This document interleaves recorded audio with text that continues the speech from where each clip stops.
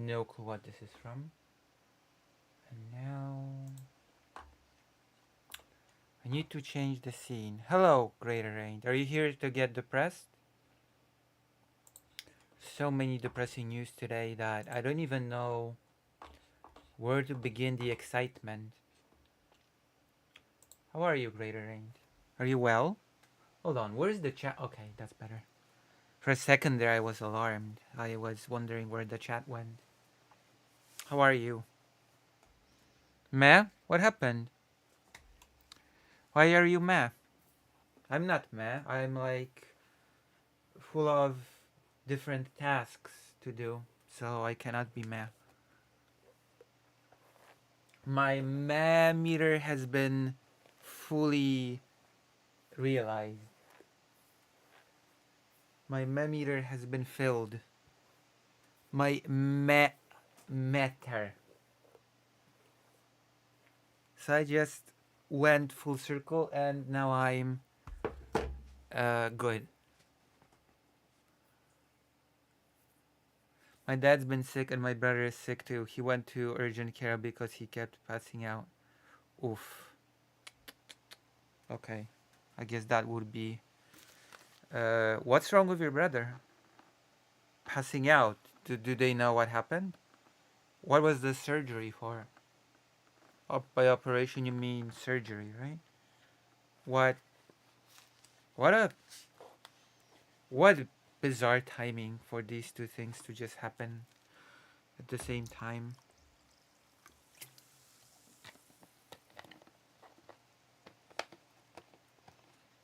What? That's unfortunate timing.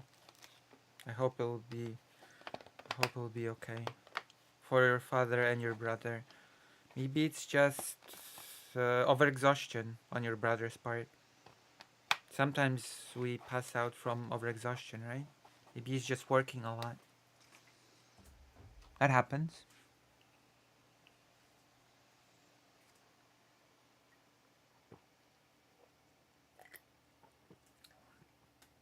Doesn't it?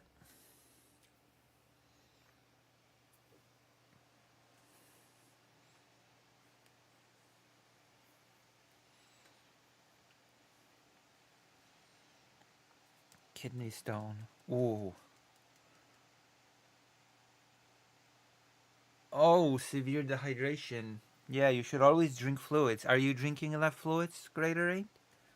Are you drinking enough? You should always drink. I have to do something for fake Alec Kyle Parker later. Not really.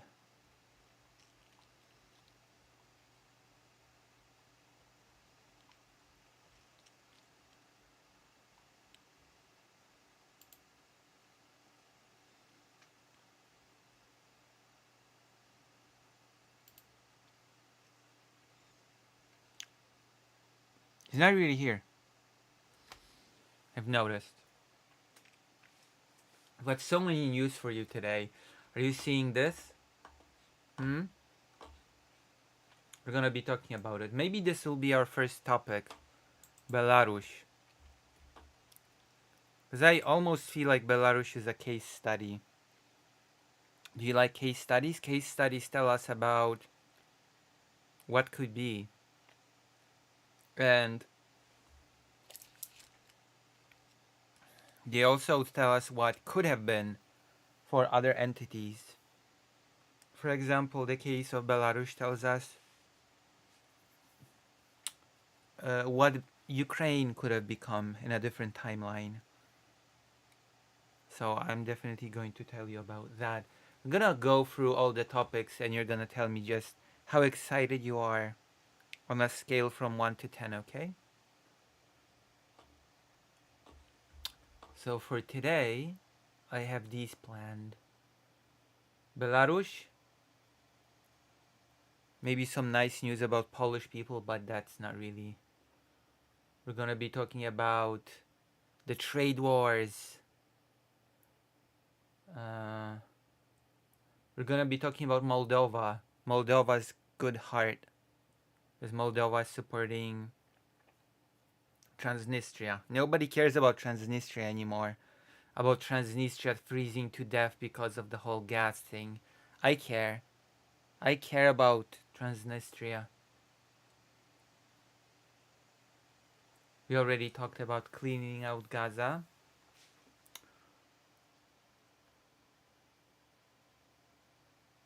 I'm not gonna talk about this today.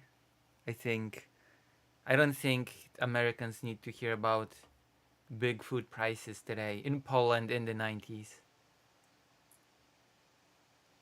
Oh yeah, we're gonna talk about trans healthcare being attacked.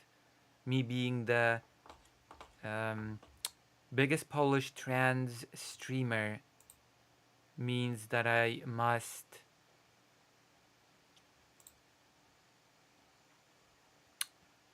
that means that I must talk about trans issues, right?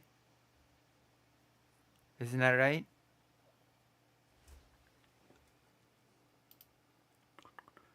Dr. Johns is not here today. Maybe at work. What's this?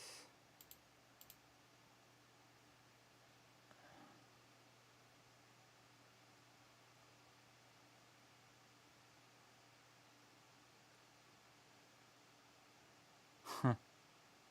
Oh, that's just sad. Wait, wow, hold on.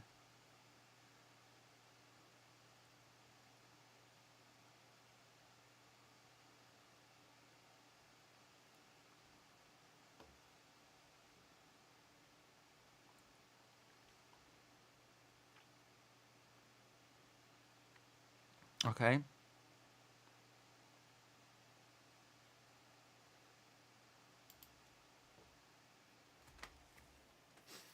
I've scared everybody away with the threat of depression. I've scared you all away. But it's okay, it's my duty. It's my duty to tell you the sad news about LGB because T is getting erased from LGBT. Oh yeah, Trump's getting sued and Elon Musk is getting sued. That's, I guess, good news.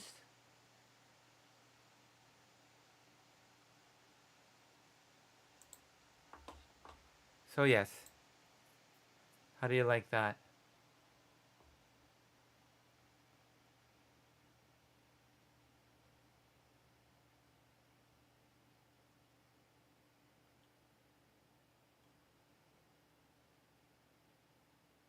Wait, hold on. Okay, we have to see this first, okay? And somebody with a legal mind may do that. He is no Confirmation health go professional. live? In fact, he's the Sign first, me I in. believe, Okay, and since let's I've been go. alive, who's not been a healthcare professional in a scientific sense. But Oh, he is a God. professional in terms of carrying this forward and holding people accountable through the courts. But and also, Mr. Chair, I'm not going to go much longer.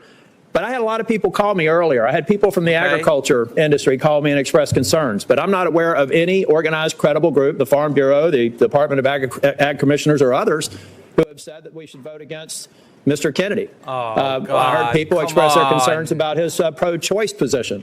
And yet I haven't seen any pro-life organization score this vote or recommend that we should vote against it. I heard him call the NRA a terrorist organization. And yet the NRA is silent on his confirmation. And so I've heard him say that GMOs are a concern. Hopefully we can convince him that not all GMOs are. It's feeding the world. Corn, drought-resistant strains of healthy vegetables will move on. Protein producers were mad about lawsuits. Don't confirm him. Against them, but don't confirm it. What do you mean convince him? Don't try to convince him on basic science. Just don't get a real expert on health, okay? There's been no organized opposition against them. And so maybe it is time to have a different kind of disruptor there.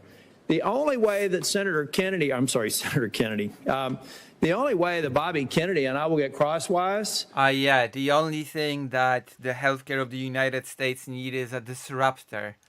You need disruptions in the healthcare of the United States. You need more experimentation with a guy that's an anti-vaxxer who has brain worms and doesn't think that healthcare is a human right. That's the best idea ever. Let's confirm it. If he does actually take a position against the safety of proven vaccines, that will be a problem for me. He answered a very important question to me during the that's cool that you want to just confirm him and see what happens, and then see what happens after he gets confirmed. If he's gonna be against vaccines, that's cool. I really like throwing that dice and seeing what happens when it comes to the lives of millions of people. That's a risky and bold leadership. During the hearing, I asked him specifically if it was his intent to let the scientists of the CDC, the NIH, BARDA, and other organizations to work independently. He said to me under oath that he would. If he fails to do that, that will be a concern for me and something I'll bring up in a future oversight hearing.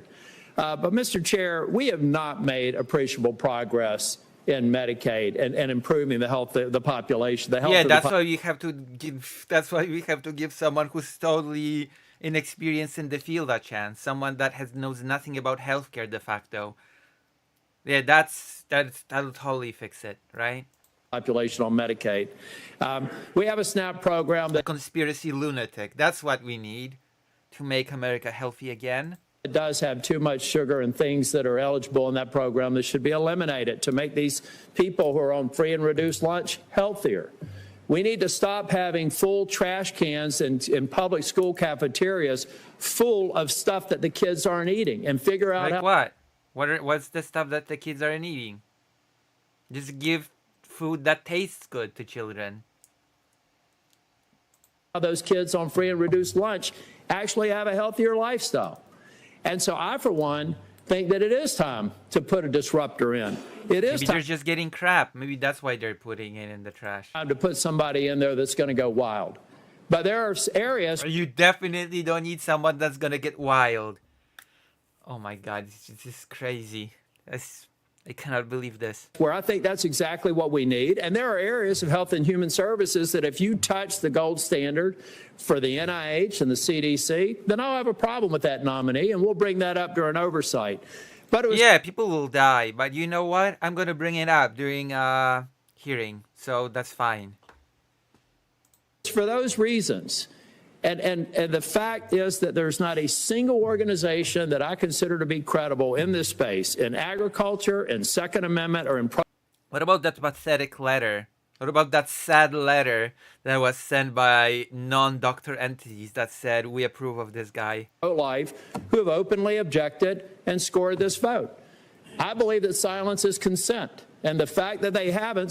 Oh my God, this is just like in the partitions of the Polish-Lithuanian Commonwealth, when famously this guy stood in the way of the ratification of the partition and didn't say a thing, and the petitioners said, silence is consent. Suggests to me that folks that I'm instructed by Silence is not consent, okay? are okay with this nomination, and for those Imagine reasons, if you actually transferred this logic of silence is consent to, well, everything else. You'd get very, very bad results if silence is consent. I voted for Mr. Kennedy. Thank you, Senator Tillis. I believe that silence is consent. That is very troublesome. That troubles me, that sort of logic. Senator Warren. Thank you, Mr. Chairman. Since we had our hearing Is last Bernie Sanders here for this vote? week, Mr. Kennedy has amended his ethics agreement. Recall that his ethics agreement said that while he was Secretary of HHS, he intended to retain a financial interest in ongoing vaccine litigation that he was already collecting money from, and that he wanted to continue to And collect merch. Anti-vax merch. that money, even though he could affect the outcome of that litigation. Now, he has since changed his position on that. He, once this has been exposed and people have talked about it and have some pretty serious reservations about his doing that, he has said that he will instead give his financial interest to his son. That is a fig leaf that is so small. Oh my God! Really? That is funny. I'm not taking it. It's my son's. It would take a magnifying glass to see it. No one is fooled about what's happening here.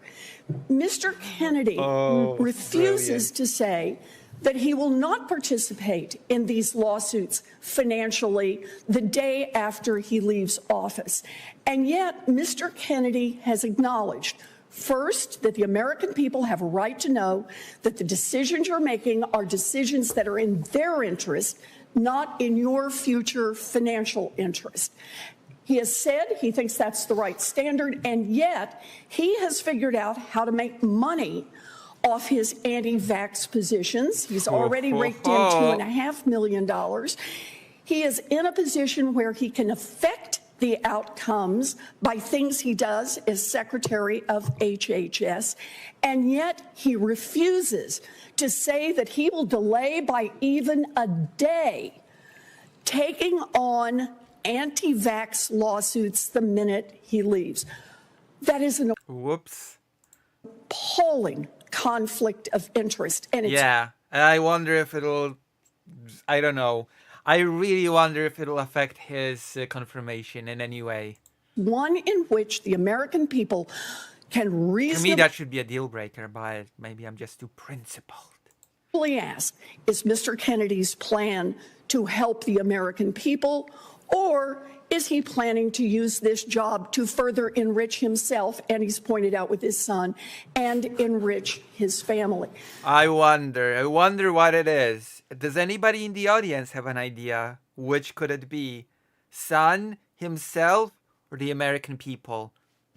The importance of this litigation cannot be overstated.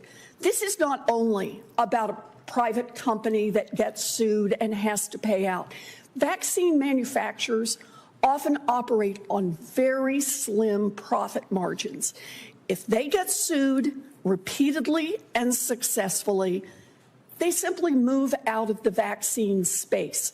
We've already seen this happen with vaccines in the past. 20 years ago, we watched vaccines just move away if they did not have protection from these kinds of lawsuits. The consequence of Mr. Ridiculous. The anti-vaccination position is ridiculous, and the fact that an anti-vaxxer is pushed to the top position in healthcare is like some surreal dream, a fever dream that I never thought I'd be witnessing. But I'm now witnessing it live, so I don't know if I should laugh, if I should cry, if I should shake my head in disbelief, or I should be trying to wake up right now. Kennedy's ability to make those lawsuits easier is also the ability to Like any minute now, I'm gonna be waking up and it's gonna be like, what, RFK? The Department of Health at the top? Are you kidding? What do you mean? You were just dreaming again. You and your crazy dreams. I'd be like, oh, phew, damn. You're right. Nobody would ever nominate that guy. shut down access and manufacturing for vaccines for every one of us. And I think that's a terrible mistake. Thank you. Senator Welch, did you wish to speak? I did. Yes, thank you. Thank you, Mr. Chairman, Mr. Ranking Member, and thank you, Mr. Ranking Crapo. Mr. Crapo is back. Member, for your statement. I want a disruptor in the healthcare system. Oh God, again with the disruptor crap. Yeah, we're gonna disrupt the health of all Americans. It's gonna be great. A little bit of cancer here, a little bit of infection there. Some people will die, but you know, it's an experiment. America's an ongoing experiment, and we are all a part of it. Well, technically speaking, I'm not, but at the end of the day, the whole world is in some way a part of this grand experiment. This Elizabeth Warren's speech is weird. She has to be pissed, but I mean, System and one leading it. I don't they're want voting on whether or not to confirm this guy, so a destroyer. And there's three issues before any RFK nominee. Senate confirmation vote live. Wow. But in some way it feels fake. I mean, in some way all of politicians are sort of kind of a little bit fake, but I still agree with her sentiment. Okay, I still agree with her sentiment. We have to consider one is character, another is competence, and a third is priorities. And RFK has none of those, so I don't know why bringing this up. We did not have Carolyn Kennedy here, but she gave a statement. Like, he could not answer the simplest question of Bernie Sanders about whether or not healthcare is a right. Like, come on. Let's be serious for a moment for me. Do this for me and be serious. And she said that Bobby was able to attract people through the strength of his personality, his willingness to take risk, Bobby, and break the rules. And those might be desirable qualities if it was accompanied by sober judgment and behavior. Because the person who leads a major organization has to have the confidence of the people that work for him. And frankly, some of the things that he did that never explained, a chainsaw taken off the head of a whale, dumping a bear. Wait, what? What? Sorry, what? A chainsaw? I have to hear this again. What the hell? A chainsaw taken off the head of a whale. What? Dumping a bear in Central Park for his own amusement. Jesus Christ, I'm sorry. Not only is he incompetent when it comes to healthcare, not only is he an anti-vaxxer, now it turns out that he's just a psycho. A psycho is going to be at the top of the healthcare in the United States. That's good. That is excellent to hear. You know what? Confirm him, and I want to see what happens. I want to see what this sort of person will do as the head of American healthcare. Now I'm rooting for him. These are just weird things, and we never really you don't say got into the character issue of what is required for a person who runs such a major department. The competence question, this is all on a wing and a prayer and a hope. There's no record of Mr. Kennedy having experience in managing a large organization in What's with the footage? What's with the stuttering of the footage? In medicine, no experience with science, and none of the prior experiences required not only to run a major organization, Health and Human Services, but also the CDC, the NIH, and all the other organizations that are under. So he has no experience, no scientific background, no medical background, and is a psycho that dumps bears in the forest for amusement. A perfect candidate, if you ask me. Umbrella. A perfect disruptor, if you will. Healthcare. And by the way, on the competence issue, let's be candid. This was a deal where Mr. Kennedy was running for president as a Democrat. He lost, and he approached President Trump to make a deal. And for political reasons, the deal was made, and the appointment was going to be that he's Health and Human Services. The president has a right to make that deal. Mr. Kennedy can seek it, but it doesn't translate into competence. No, it does not. And I think it's pretty clear that this particular person has no competence whatsoever. Incompetent. And the third is priorities. The priority for Mr. Kennedy is about the vaccines and his theory of that. And we need reliable vaccines and not a conspiracy theorist on that. But, you know, the healthcare system is not working for the American people. It is it's too costly. Yeah, but you don't get a nutcase to fix a system that is not working well, right?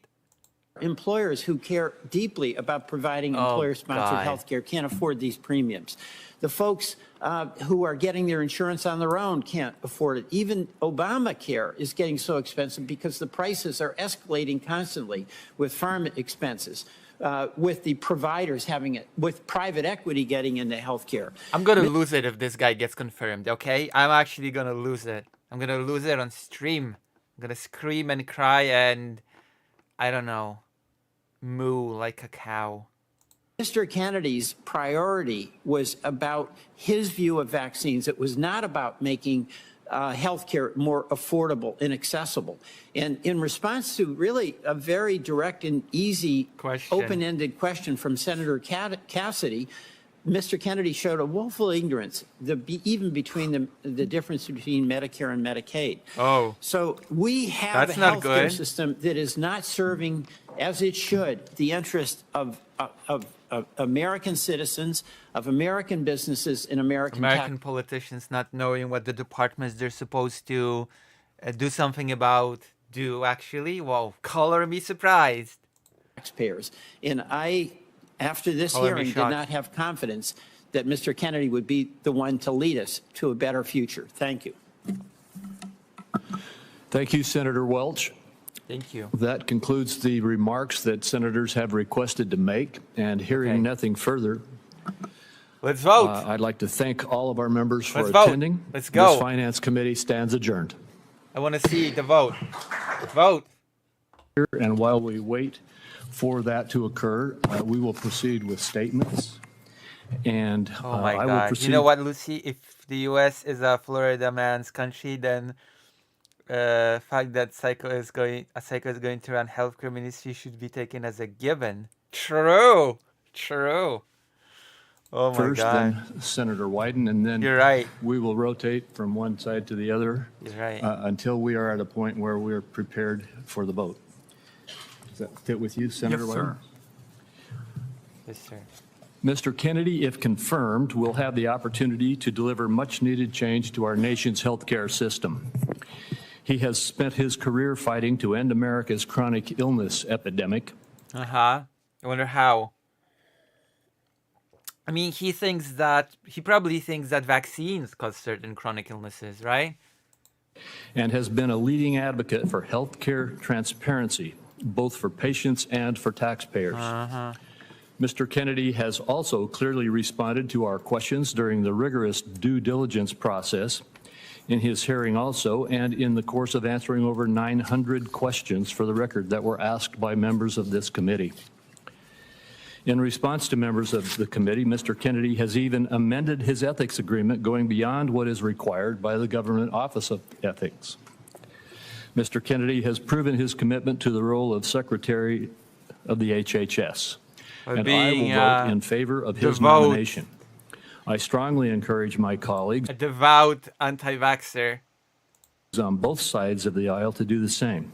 And with that, I recognize I cannot wait for this guy to be, oh my God, it's going to be so Ranking epic. Member Senator Wyden for his remarks. Thank you very much, Mr. Chairman. I'll have a brief statement, and then several of my colleagues on our side are also going to make brief statements. This morning, we're going to vote on Robert Kennedy's nomination to serve as our nation's chief healthcare officer. Before we get to Mr. Kennedy, and why I believe he is singularly unfit to serve as HHS Secretary, I'd like to say this. The last several days Oh we my witnessed God. an authoritarian. I think Mr. Wyden might not like RFK. Oh my gosh, what a twist! By forcing everyone to drink hydrostone chlorine, of course. True. Like, oh my gosh, what I'm hearing is disapproval from Mr. Wyden. It's interesting. Takeover of our federal government by Elon Musk and Donald Trump. Nah, come on, don't bring that into the picture. That everything is fine, everything is okay, nothing bad is happening. Mr. Wyden is just a catastrophist in my book. Okay, stop catastrophizing, Mr. Wyden. Just because USAID is being killed off, just because the Department of Education is being gutted and possibly killed off, just because Elon Musk is getting entry into the Treasury, those don't mean anything, okay? And just because Trump's administration is going to, let's just say, affect everybody's health through RFK, that also does not mean anything. It's all good. Oof, Jesus, what a killjoy. They have set their sights on a full purge of anyone in government that doesn't bend the knee and follow their orders. Whatever. Whatever. Uh-huh. They've taken over the Treasury Department's payment system.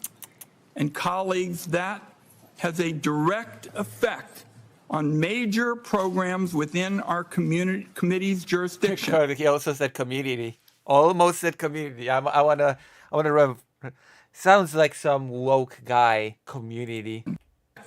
On major programs within our committee's Yeah, see, community. jurisdiction. Soy boy. That includes Social Security, Medicare, and Medicaid. For example, this committee voted for a major reform of pharmacy benefit manager legislation. We passed it 26-0, but Trump and Musk killed it. Think what they could do with abuse of the payment system. Now, in my view, much of this is of dubious legality and constitutional authority, and certainly flies in face of congressional responsibilities. Wow. I'll wrap up on this point by saying I hope our colleagues on the other side of the aisle will not sit by while Musk and Trump make a mockery of the power Republicans hold in their congressional majority. Now more than ever, the American people need leaders that will stand up to these abuses. That brings Well, me that's not happening. So welcome to the brave new world in which we're all screwed. The Americans are screwed domestically, and we are all screwed internationally because the US aid thing will just butcher a lot of very important programs. People are gonna die over this. But, you know, it's okay. It's a purge. It's a worldwide purge in the US and abroad. I mean, there's an overpopulation in the world, so maybe it's for the better. Isn't it? to Mr. You tell me, isn't it all for the better if you think about it? If you really think about it, and or at least changes just making America and the world great again. Kennedy. A recent analysis showed that Mr. Kennedy has made 114 separate appearances in just the last 4 years where he has espoused anti-vaccine views or spread information about the efficacy of vaccines. Oh. Misinformation, specifically. Oh. In 36 of those instances, Mr. Kennedy directly linked vaccines to autism. Last week, Mr. Kennedy was given ample authority on a bipartisan basis to recant his decades-long career peddling anti-vaccine conspiracies. Wow. Instead, he spent his time with us, dodging and weaving, and gave no indication that if confirmed as HHS Secretary, he would stand by the long-settled science surrounding routine vaccinations. We'll see what he'll do. Let's flip that coin, right? Let's confirm him and see what happens. Just take the Samoa measles outbreak as an example. I mean, he's just gonna... What else? What's the worst that could happen? If people die from diseases, you can just be dumped in the forest, just like the bears. right? He already practiced his future job on the Bears. Mr. Kennedy told me, and I quote, "We don't know what was killing them," speaking about the 83 measles deaths during an outbreak of the disease in 2019. Of course. Just yesterday, colleagues, the Director General of Health from Samoa called this claim a total fabrication. Peddling these conspiracy theories as the nation's chief health officer is going to be deadly for kids across the country. On abortion, Mr. Kennedy's answers once again raised still more questions. Oh, yeah. Because he used to be super pro-choice. It's up to the woman. It's the woman's business. I think he went as far to say to term. And then he suddenly says, I think all abortions are a tragedy and it should be more regulated, whatever. Because he's a Trump guy now, so he has to say that. He refused to tell us whether he would blindly follow a directive from Donald Trump to break the law and end access to mifepristone. And he seemed to have no understanding of his role in enforcing existing federal laws. Well, that does not surprise me in the slightest, that he has no understanding of his role. That guarantee women the right to life-saving abortion care. Mr. Kennedy also failed on several occasions to show a basic understanding of the Medicare and Medicaid programs he would be tasked with overseeing. Colleagues, that alone... I mean, maybe he'll just learn as he goes along. Have you considered that? He'll just learn the ropes when his job starts. ...should be disqualifying. Mr. Could Kennedy, be, but will it? Will it? This is a test for the United States. We'll see. Will He's it? given us no reason to believe there'll be anything other than a rubber stamp for plans to gut Medicaid and rip health care away from the American people and be a yes man. I just reminded myself, I just remembered how he said, RFK, I mean, that everybody loves the current private insurance scheme in the United States. Everybody loves it. If ordered by Musk or Trump to take an illegal action. I close with this, colleagues.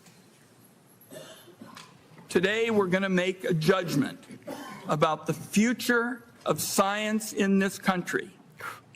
We're going to make decisions that are going to impact the health and well-being of Americans for years to come. I agree, and I say this to my colleagues on both sides of the aisle, that the healthcare status quo needs substantial changes so we get better, more affordable care to patients.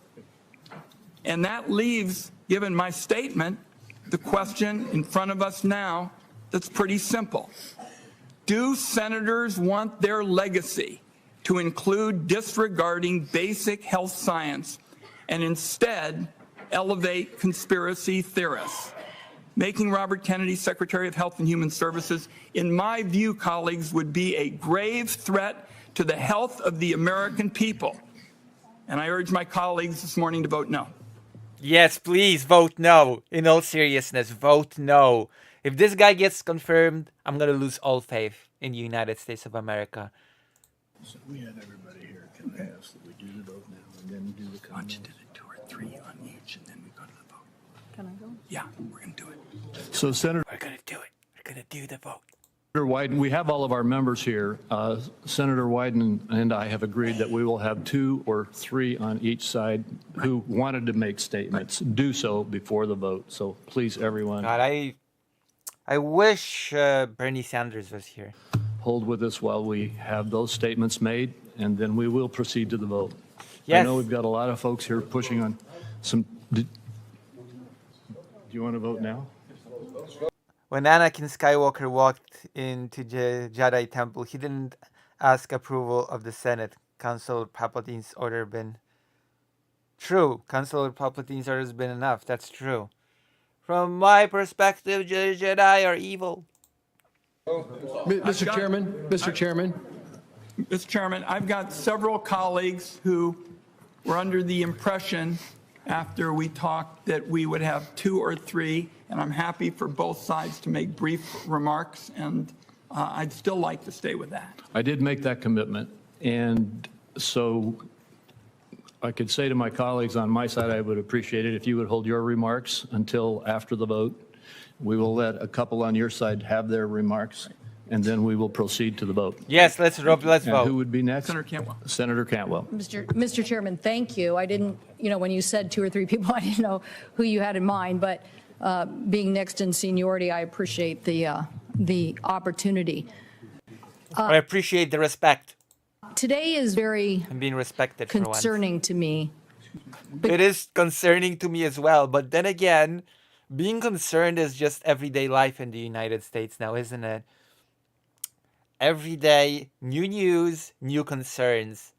Gaza, trans healthcare, gay marriage, Panama Canal, Greenland, Canada, state of the United States healthcare, which was not great to begin with, but now we're about to see some, what's the term that was being used here? Disturbance, Treasury being overtaken, USAID being gutted, destroyed. Yeah, it's a concerning time for sure. It's an interesting time for sure. Did not expect Because of it. the future of what I think our nation faces. When I think of this issue, I think of my Pacific Northwest leadership, how Paul Allen, on his own, invested $100 million to fight Ebola. I think of Bill Gates and the Gates Foundation, not just trying to eradicate polio and work on these issues, but to think of a regime that helps not just our nation's health, but global health. So with the UW, the University of Washington, the Cancer Research Center, all of these entities are a collaboration of saying we have to go faster in solving these threats to our nation as it relates to health. Now, we can have a big discussion, which I think you guys all want to have a big discussion about whether and when what happened in the Wuhan province. But I can tell you, we were the first city. We had the first patient. We had the first people who died in nursing homes. We had an emergency room at a hospital who basically was just begging for any equipment we could get them. The whole community stood up and moved as fast as we possibly could and broke down barriers to save lives. And that is what we have to continue to do on innovation. You know that Donald Trump, after he was no longer president, had a lot of COVID machines to just spare to Vladimir Putin because Donald Trump is an America First guy? We cannot let another country... I'll never forget that. That's amazing. ...get ahead of us on some sort of warfare issue and not have a response when it comes to a vaccine. So the most challenging, I wanted to vote for Mr. Kennedy in the context of my family's history. My dad stood behind his father the night his father gave the famous speech. I told him in my office, well, I'm sorry, but nepotism should not be part of your voting decisions, okay? Oh, your dad was cool. Well, I guess I'm gonna vote for you. That should not be a thing. Why is she openly saying that? I like your family members, so I guess I should like you. That's so stupid.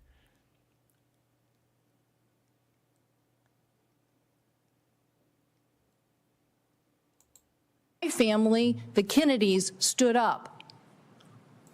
True. Imagine concerns of the average on Coruscant when the Senate was abolished. True. But when he answered Senator Cassidy's question, and he couldn't even give him the answer that, yes, the data is there to support vaccines today. I don't need any more data. All of a sudden, I saw this world that we got affected by in Seattle not being stood up for. I need someone at HHS who is going to say we're going to be a leader in medical technology, science, vaccines. We are going to fight foreign powers. We are going to be there to provide global... And it's not going to be RFK, so consider your vote carefully. I'm just going to say that. Global health. Consider your options. And I don't want senators. Recalcitrant. I need a leader, and that is why I'm voting no. Yes! Oh my God, yes! Please vote no. Thank Oh you. my God, please vote no. I beg you. Senator Wyden and I have agreed that Senator Warnock will now speak. Following Senator Warnock, we will proceed to the vote, and then anyone else who wants to make remarks will be allowed to make remarks. Senator Warnock. Thank you so very much, Mr. Chairman. At a rally a few months ago, Donald Trump said that he was going to allow Mr. Robert Kennedy to, quote, go wild on health. Go wild. Of all the things that I can think of that I'd like to see a Secretary of Health and Human Services do, go wild is not on the list. Mr. Robert Kennedy is manifestly unqualified for the job he seeks. And in both my live and written questions for the record, he failed to commit to protecting access to affordable health care, failed to commit to protecting the people who are protecting us. The problem that the CDC has is that every day these noble civil servants and workers protect us from dangers that we don't see. And often you don't get credit for protecting people from things that they don't see. I simply do not trust him to oversee the CDC. He's unqualified, and I dare say everybody here knows it. Well, seemingly everybody here knows it, but will everybody here know it enough to vote no? That's a question that I'm really tense to find out the answer to. Need a serious person at the helm of the HHS. An agency responsible for about half of the health of about half of all Americans. Mr. Kennedy appears more obsessed in chasing conspiracy theories than chasing solutions to lower health care costs for working families in Georgia and to make sure that we are protected. The last thing we need is a dilettante dabbling in conspiracy theories. Ouch. What a damning statement. Oof. Damn. Almost makes this person sound like he's not really a fit candidate for this position, does it? Huh? Does it? I cannot vote for a nominee who is not going to lower health care costs for Georgians, who's going to undermine basic science in public health, who puts his own interests above the health and the well-being of others. For the health and well-being of all of our families, the people who count on us, to think about them in these rooms of power. I urge all of my colleagues on both sides of the aisle to look past politics and think of country and to find the moral courage to do what's right. Oppose this. God, I'm so nervous about this vote. Oh my God, I'm genuinely nervous about this vote. Nation. Oh my goodness. Thank you, Senator Warnock. We now have not only a quorum, but all members of the committee are present. Okay. I move that the committee favorably report the nomination of the Honorable Robert F. Kennedy, Jr. of California to be Secretary of Health and Human Services. No. Is there a second? Second. Please, no. There is a second. The clerk will call the roll. Mr. Grassley. Aye. Mr. Grassley, aye. Mr. Cornyn. Aye. Mr. Cornyn, aye. Mr. Thune. No Mr. way. Thune, aye. Mr. Scott. Aye. Mr. Scott, aye. Mr. Cassidy. Aye. Mr. Cassidy, aye. Mr. Langford. Aye. Mr. Langford, aye. Mr. Daines. Aye. Mr. Daines, aye. Mr. Young. Mr. Young, aye. Mr. Barrasso. Mr. Barrasso, aye. Mr. Johnson.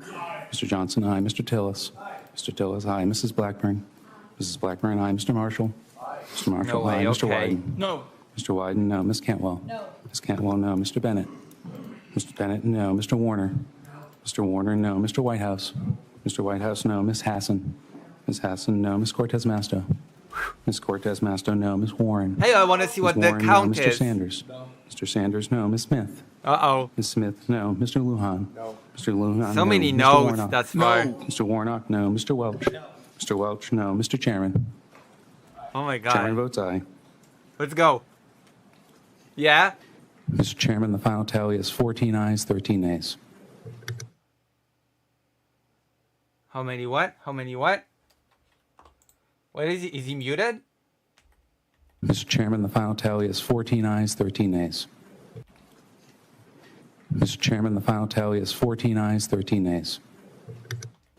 What? Mr. Chairman, the final tally is 14 ayes, 13 nays. Is it a draw? What is he? The vote was, would the clerk please restate the vote? Mr. Chairman, the final tally was 14 ayes, 13 nays. The vote was 14-13. The nomination Oh, no. Come on. Whatever.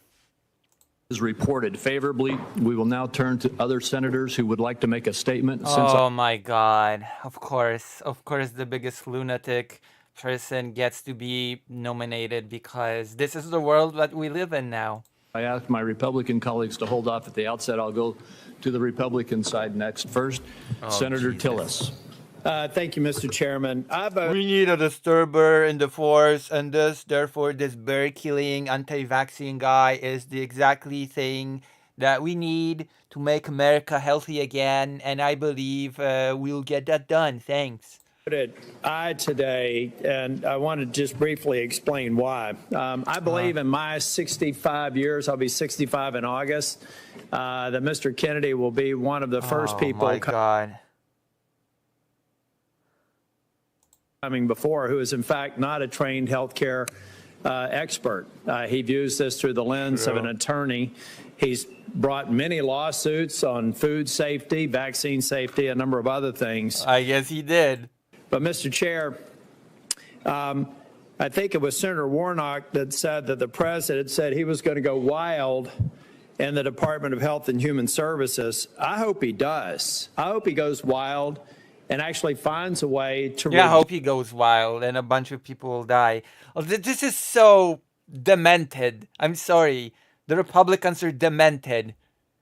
If there's any department that you should not just go wild, it's healthcare, because people's health is not just something that you go wild with, okay? Or at least you should not.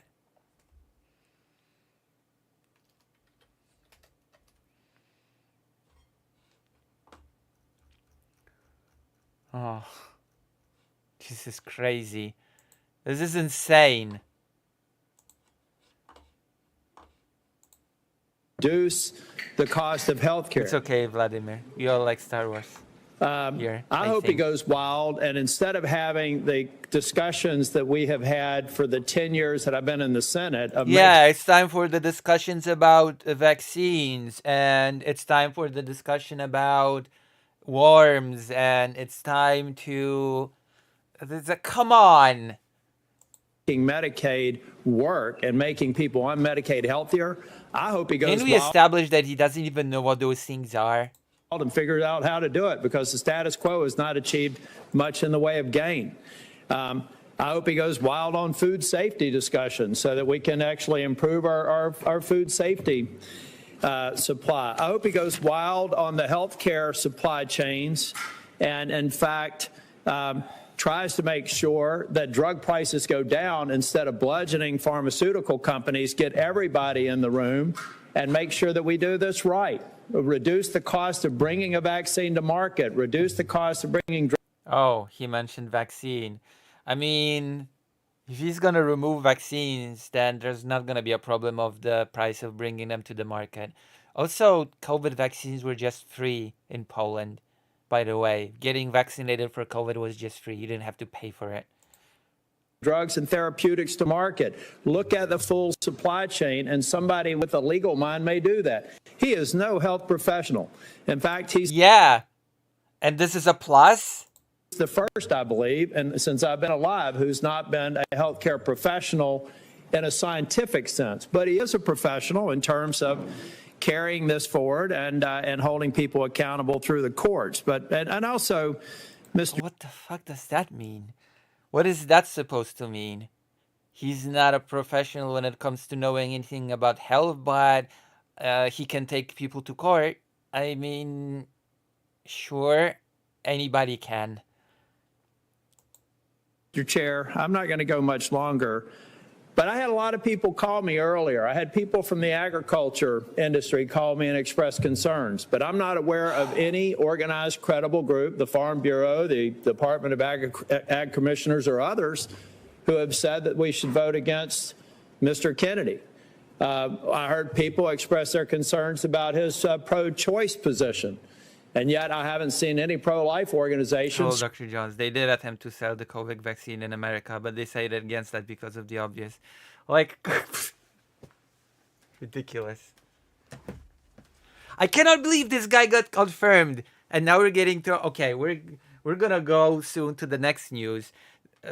Another new news, okay? America withdrew from the UN Security Council. So I guess Russia is left in there, but the United States withdrew.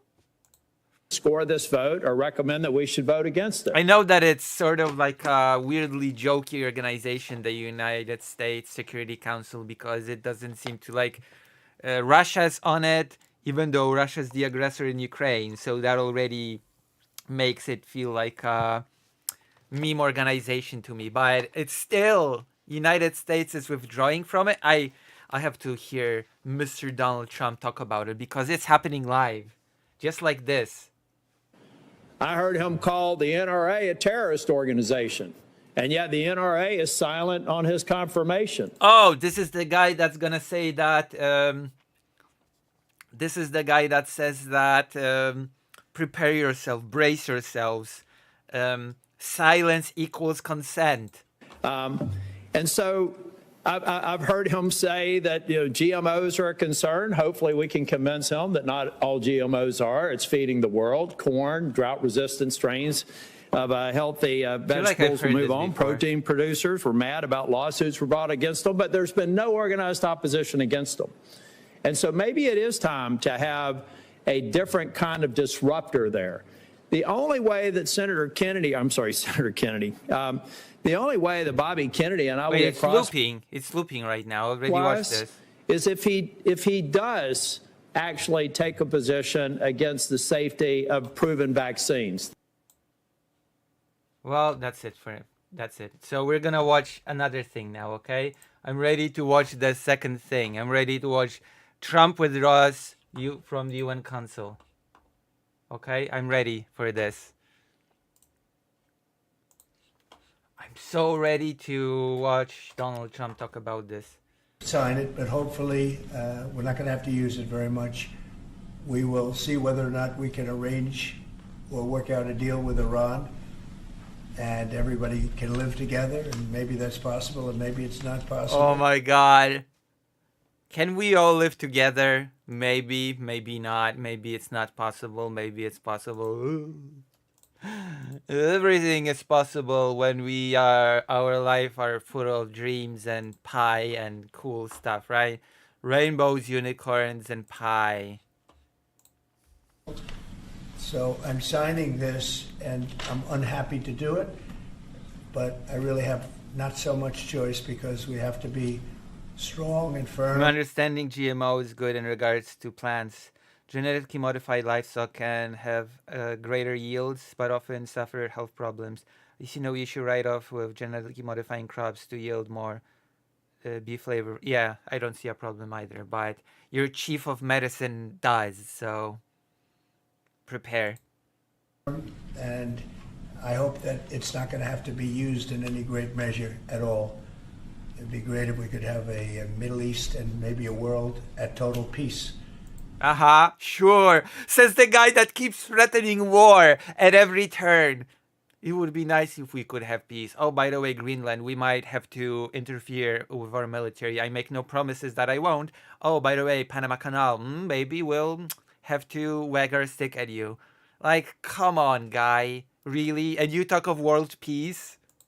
Right now, you don't have that. When I left, you had peace all over the world, and now you have... Yeah, there was super peace, especially in the Donbass. The Donbass was the most peaceful place on earth when you left office. Sure, Donald Trump. The world is blowing up. As you know, BB is coming in to see me later. BB. Others are coming in to see me. We'll see what we can do, but... Yeah, we're just gonna do a little bit of an ethnic cleansing. That's gonna bring world peace. This, and hopefully it will be a document which won't be very important, will hardly have to be used. So what kind of deal would you be prepared to Well, make? we're going to see. I mean, we're going to see. They cannot have a nuclear weapon. With me, it's very simple. Iran cannot have a nuclear weapon. We don't want to be tough on Iran. We don't want to be tough on anybody, but they just can't. What a joke. Mr. President, are you going to engage in conversations with your counterpart in Iran? I would. Do you want to block the sale of Iranian oil to other nations? Well, we have the right to do that, and that's what I did before. I do like They had no lemons. money, they wouldn't have had the money for Hamas or Hezbollah or anybody else. It could have been solved, this thing. It just, if things went the way they should have, this would have been over long ago. Of course, just like the war in Ukraine was done a long time ago. You know, there was never a war in the Donbass. But it's not over. If only there was a deal in place that said Iran wouldn't build a nuclear weapon before. Yeah, if only. I wonder who ended that deal. How close do you think Iran is to developing a nuclear weapon? I think they're close. I think they're close. They're too close. But again, you could go back 4 years, I would have said they would have had it during this intervening period. But they're pretty close, Peter. And why say that you're unhappy to sign it if it's Iran and their proxies who have threatened to retaliate against you and your team by killing you guys for taking out Soleimani? Well, they haven't done that, and that would be a terrible thing for them to do. Not because of me. If they did that, they would be obliterated. Oh That'd my be the end. God. I've left instructions. What is If this? they do it, they get obliterated. There Oh won't be my anything God. left. And they shouldn't be able to do it. And Biden should have said that, but he never did. I don't know why. Lack of intelligence, perhaps. But he Oh never my said it. God. If that Really? happens to a leader, or close to a leader, frankly, if you had other people involved also. Close to a leader. You would call for total obliteration of a state that did it. That would include Iran. So I'm signing this, and it's a very powerful document, but hopefully we're not going to have to use it. I really like the world to be at complete peace, but actually, I'm gonna be obliterating whole countries completely if something happens to me. So, yeah, world peace is here. Cool. I love this. President, if the Prime Minister today were to ask your help in striking at Iran's nuclear facilities to prevent the kind of progress towards a nuclear weapon, would you give him the green light? Would you, either to do it himself or for the U.S. to participate with him? I don't know that that's what he's going to be asking for. I have no idea that it is. You're telling me. We're going to have a pretty long meeting. We're going to be discussing a lot of things, not only that, but a lot of things. And I'll let you know if the time comes to let you know. But right now, that's not something that I can discuss. Mr. President, when you said if they do it, they get obliterated. Just to be clear, you're talking about if Iran made an attempt on your life. Yeah, that would be called total obliteration. And I can't There you give it. If there's any attempt at my life, Iran's gonna get completely obliterated. All the civilians in Iran are just gonna be killed just like that. There you go. Easy peasy lemon squeezy. That's how we create world peace. Oh my God. It should have been stated by Biden, but he didn't state it because he's not a nutcase. He's not a nutcase, okay? Total obliteration. No clue, as you know, as everybody knows. What is your vision, actually, for relationship Do you have with anything Iran? else? No, that's all we got. My vision for For a what? relationship with Iran, and would you? I'd love to have a good relationship with everybody. They can't have a nuclear weapon. That was my only. That was the only thing that was very important. They can't have a nuclear weapon. I'd like to have a good relationship with everybody, but if they step out of line, I'm gonna completely obliterate them. Beyond that, it would be very tough if they insist on doing that. They have some of their leadership, I can tell you right now, and maybe you know it, maybe you don't, but there are many people at the top ranks of Iran that do not want to have a nuclear weapon just for that very reason.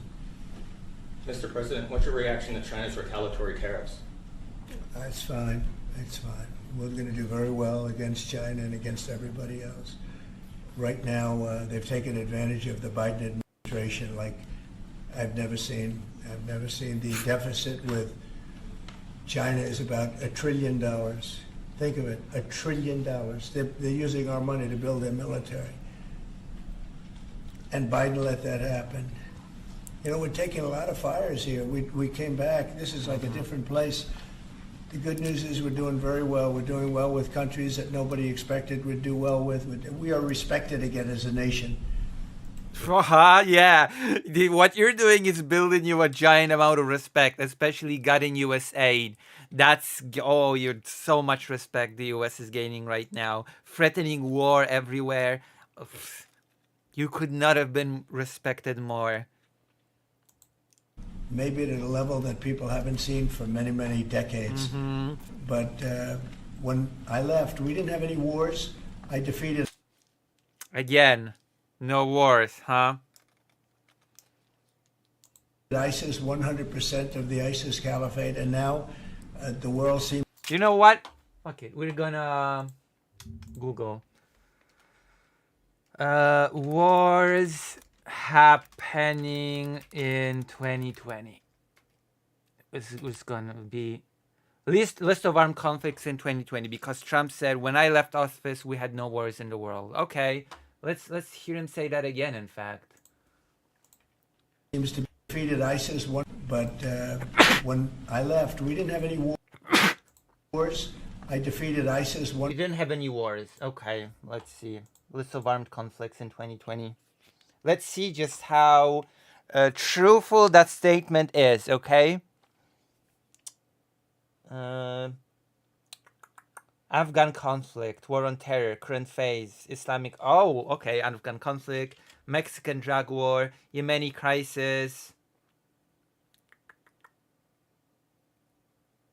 Nagorno-Karabakh conflict, Somali civil war, Ituri conflict, insurgency in the Maghreb, Iraq conflict, Kivu conflict, Boko Haram insurgency, Libyan conflict, Syrian civil war, ethnic violence in South Sudan, Mali war, insurgency in Cabo Delgado, Tigray war.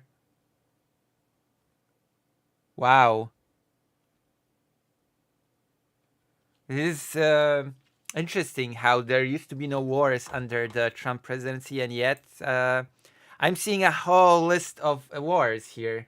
Insurgency in Jammu and Kashmir, Indo-Pakistani wars and conflicts, Myanmar conflict, insurgency in Balochistan, Katanga insurgency, South Thailand insurgency, Papua conflict, Colombian conflict, Naxalite Maoist insurgency, communist armed conflicts in the Philippines, Oromo conflict, Kurdish-Turkish conflict, Allied Democratic Forces insurgency, communal conflicts in Nigeria, internal conflict in Bangladesh, war in Darfur, insurgency in Khyber Pakhtunkhwa, Sinai insurgency, Sudanese conflict in South Kordofan and Blue Nile, Central African Republic conflict, insurgency in Egypt, Russo-Ukraine war, war in the Donbass, thank you, Philippine drug war,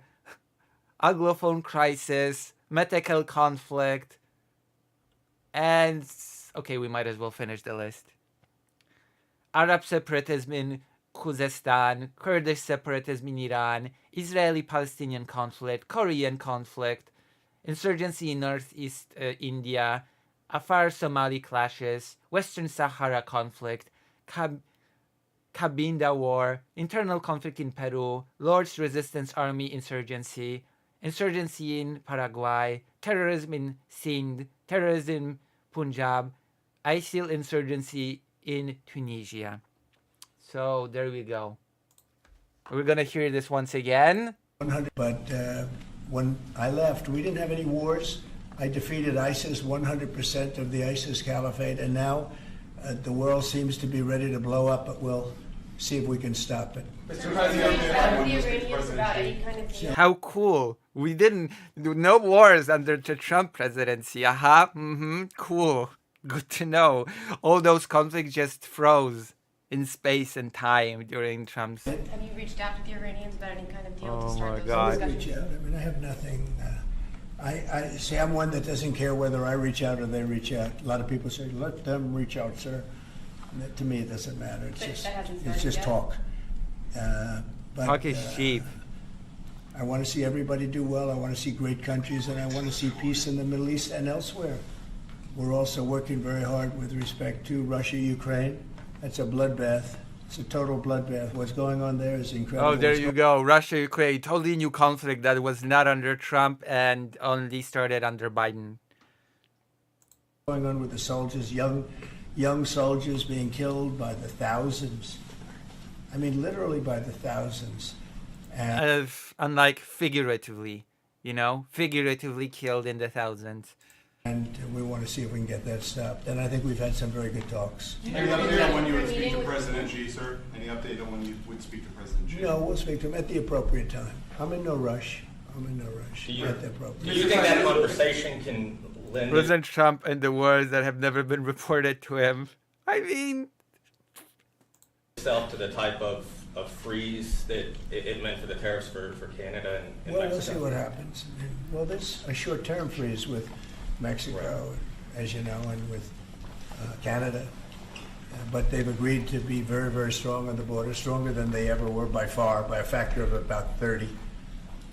And in addition to that, as you can see, we've been strong because we've had numbers like you've never seen before. I mean, never the border is seen now before. Closed, really closed.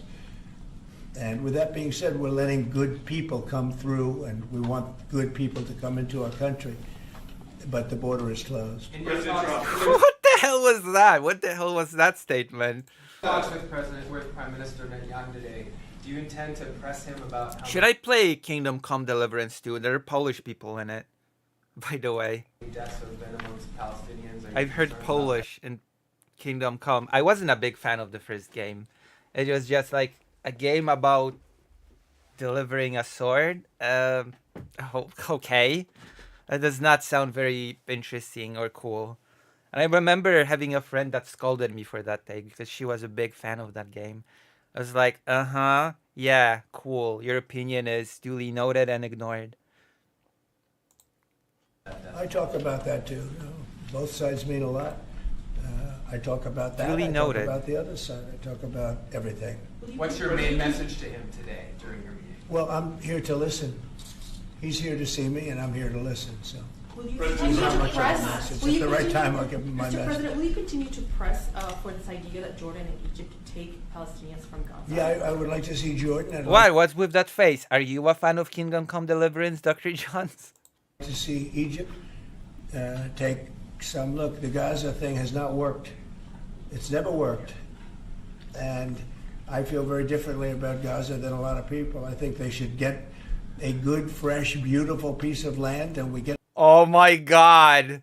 some people to put up the money to build it and make it nice and make it habitable. I want to. A good, the Gaza would like to see. Press for this idea that Jordan and Egypt take Palestinians from Gaza. Yeah, I would like to see Jordan. I'd like to see Egypt. Jordan and Egypt already refused, by the way. So that's already an idea that's dead in the water, first of all. Second of all, what was I supposed to say about to say? Oh yeah, of course you think differently about Gaza than other people. You just want to clear them out. You want them out, and then you just want the US to own the real estate. Take some look. The Gaza thing has not worked. It's never worked. And I feel very differently about Gaza than a lot of people. I think they should get a good, fresh, beautiful piece of land, and we get some people to put up the money to build it. Who are and make they? it nice and make it habitable and enjoyable and Somewhere else. make They it a say they don't home. want to leave, though. Palestinians say they don't want to leave. I don't know how they could want to stay. It's a demolition site. How can they want to stay at their home? What a mystery. What a mystery. How could a people want to stay at a place that they consider their home? It's basically like saying, I don't see how people of Warsaw would want to stay in Warsaw after World War II. It's a demolition site. Since I would remind you that after World War II, 80% of Warsaw was demolished, razed to the ground. Let's just move all the people of Warsaw away from Warsaw and give it to the United States or whatever. It's a pure demolition site. It If we doesn't. could It can be rebuilt, you dolt. find the right piece of land or numerous pieces of land and build them some really nice places with plenty of money in the area, that's for sure. I think that would be a lot better than going back to Gaza, which has had just decades and decades of death. Where would those pieces of land be? Well, they Those could Arab be in countries Jordan, don't want and they to could go. be in Egypt, and they could be in other places. They could have will not agree to that. They already refused. two, more than one, but you could have more than two, and you'd have people living in a place that could be very beautiful and safe and nice. Gaza's been. It says the anti-immigration guy, by the way. The anti-immigration president that ran on saying that we cannot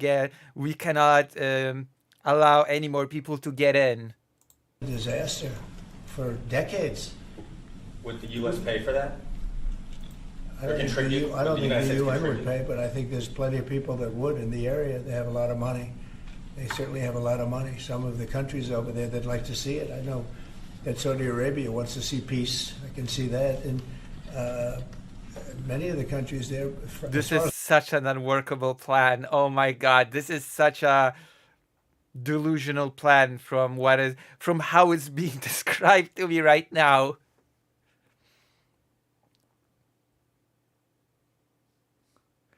Lucy, it doesn't matter to him. Trump saw some pictures and they've impressed him. It's a demolition site, period.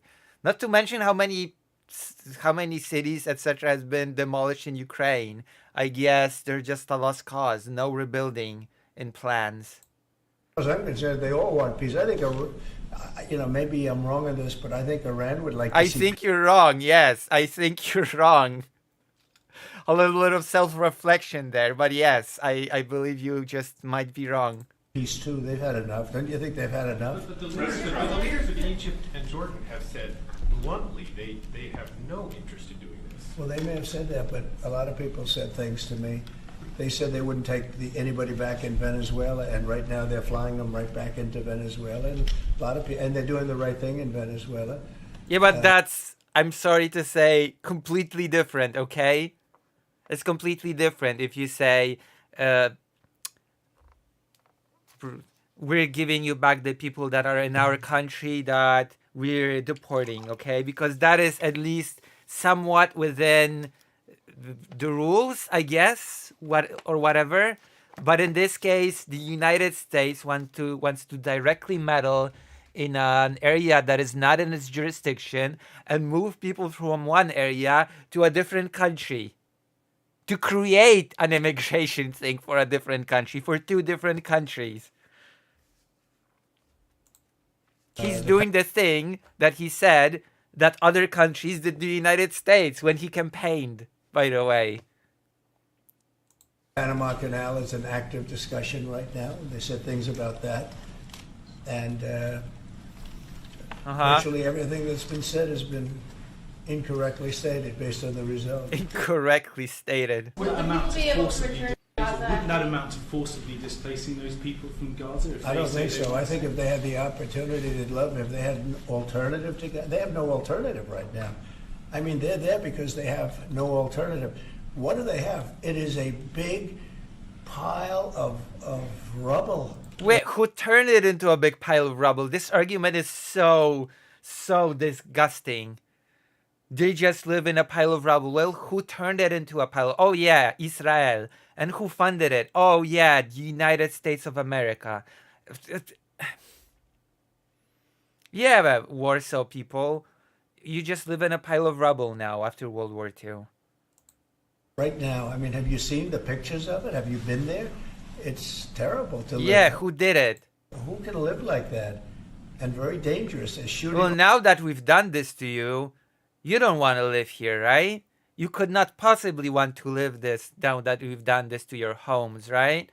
So why not just move? This is actually beyond the pale, okay? We've demolished all of your houses. We've turned your cities into rubble. And now I guess it would be crazy if you still wanted to stay here, right? All over the so I place. bet you want to leave now, right? There's bombing all over the place on both sides. On both sides. There are fine people on both sides. We're getting a flashback. We're getting a blast to the past. find people on all sides. No, I would think if they had an option of moving to either in a large group or various smaller groups and take care of the... There are 2 million people there, so good luck with the small groups, moving in small groups. Good luck with that plan. I would think that they would be thrilled to do it. They have no... when you say about the Gaza Strip, they don't have an option. To be clear, you're saying they'd be thrilled. It's very dangerous. They'd be thrilled to leave Gaza. Oh, I think they'd love to leave Gaza if they had an option. Right now, they don't have an option. What are they going to do? They have to go back to Gaza. Yeah, basically what he's saying, the Palestinians don't really want Palestine. They never did. They just didn't have an option. So why would the Palestinians want their own state? Silly Palestinians. But what is Gaza? There's practically not a building standing, and they're very dangerous. Those buildings are shifting and they're falling down all over the place, and there's gunfire all over. It's going to be that way for a while. Mr. President, wouldn't it have made more sense to evacuate people while the war was ongoing rather than now when there's a ceasefire? Which is what you're talking about? When it was more dangerous when there were strikes overhead than now. Well, the strikes could start tomorrow. There's not a lot left to strike. Exactly. It's a demolition site. The whole place is demolished. It's unsafe. It's unsanitary. It's not a place where people want to live. This is I don't even. How do you even tackle this argument? We've destroyed all of your cities, so now there's not really a reason for you to stay here, right? Just move to Jordan. Nobody's got. They have no alternative but to go back. If we gave them an alternative of living in a beautiful... That's not how that works, okay? That is not how that works. Place with some, nice quarters there, nice housing of sorts, and we have the money in the Middle East to build that. Do you support Israelis actually moving back and creating setup buildings? Why would you, how would that work if someone told, let's go with this scenario. Why would Israelis want to stay in Israel if it constantly gets attacked by its neighbors, by the Middle Eastern neighbors? Why would they want to stay? If we just gave them some nice quarters around the world in different countries, I bet they just love to leave. Right now, they just don't have the alternative. So why not just make them, let's call them ghettos, those nice little ghettos in different parts of the world. Let's move them there, and, it's going to be good then, I guess. Right? Necessarily, no. I just support cleaning it up and doing something with it. Cleaning it up. How exactly? It's failed for many decades, and somebody will be sitting here in 10 years or 20 years from now, and they'll be going through the same stuff, the wars. And there's gonna be this ethnic cleansing thing was an amazing idea. We should solve all conflicts like this through ethnic cleansing. Why haven't we thought of that before? If there's that conflict that's complicated, we just ethnically cleanse one side of the conflict, and the conflict's no more. And, they've had civilizations on Gaza, many civilizations on Gaza, and they're buried in the sand. Secretary It doesn't seem to work. What? What are you... What the... What? Secretary. Thank you, sir. On Elon Musk, how often are you talking to him? And have there been ideas that he's brought to you that you said, oh, no, wait a minute, this is going a little too far? Well, many ideas, but look, he's done a great job. She's done a good job of destabilizing the country. I love it. We all love it, I think. It's great. Look at all the fraud that he's found in this U.S. AID. It's a disaster what the people, radical left lunatics. Radical left lunatics. They have things that nobody would have even believed. Okay, name some of them. Name some of those radical left lunatic things. I want to be shocked. I want to be left in disbelief. Whole thing with 100 million spent on you know what? I don't know what. What the fuck? What? I don't know what. Tell me. I don't know. I don't have eyes and ears everywhere. 100 million spent on what? On you know what? I don't. with money going to all sorts of groups that shouldn't deserve to get any money. Well, what sort of speech is that? You know, the money that went to you know what. Like, what was that? What was that? With the money, I'd like to see what the kickbacks are. How much money has been kicked back? Who would spend that kind of money to some of the things that you read about and I read about and I see every night on the news and every morning when I read the papers? Who would spend money for that? I would say this, the people that got all that money, are they kicking it back to the people that gave it from government? No, that's, to me, very, very corrupt. The real question is how much of a kickback has there been? And one of the things I want to investigate rapidly, because I've never seen anything to this extent. I know everything that you always witness and experience is to the magnitude of scale that has never been seen in history. We have already learned that. Any experience you have in your life is like the biggest, greatest, or the worst and most horrible in the history of the world. The train that's being built between Los Angeles and San Francisco is the worst managed project I think I've ever seen, and I've seen some of the worst. Why? Why is it the worst managed project? Billions and billions, hundreds of billions of dollars over budget. In fact, I read where you could take every single person that was going to go on the train and get the finest limousine service in the world and take them back and forth with limousines, and you'd have hundreds of billions of dollars left over. It is the worst thing. And what's the mismanagement? Like, name it. Start an investigation of that, because it's not possible. I built for a living, and I built on time, on budget. Yeah, and you also went bankrupt for a living, so I'm not sure if your standard is the standard that we should all follow, okay? Something could cost that much, and now it's not even going to San Francisco, and it's not going to Los Angeles. They made it much shorter, so now it's at little places way away from San Francisco and way away from Los Angeles. I don't trust anything that's being said here, by the way. We're going to start a big investigation on that, because I've never seen anything like it. Nobody has ever seen anything like it. Nobody ever in the history of the world, of course. Worst overruns that there have ever been in the history of our country. Oh, God. And it wasn't even necessary. I would have said, you don't buy it. You take an airplane. It costs you $2. It costs you nothing. You take an airplane. But an airplane? Got started. And Lucy, is there any good news you can share with us? There is. You have to, you drive. Also, by the way, donate. That's good news. If you donate, I'll be happy, and that'll be good news for me. Where is the... You can drive. Are there other agencies? They have hundreds of billions of dollars of cost overruns. And it's not even the same project. It's much shorter. It's way outside of San Francisco and way outside of Los Angeles. So we're going to be looking into Who's going to investigate that? Is that Mr. President. No, I'm doing that myself. Some of these Doge engineers that Elon Musk has helping him are as young as 19 years old. That's good. They're very smart, though, Peter. They're like you. They're very smart people.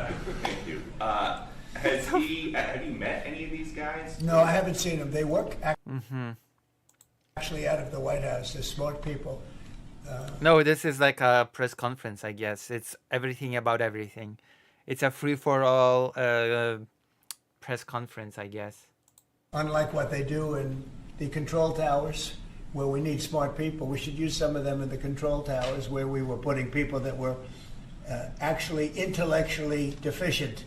That was one of the qualifications, is you could be intellectually deficient.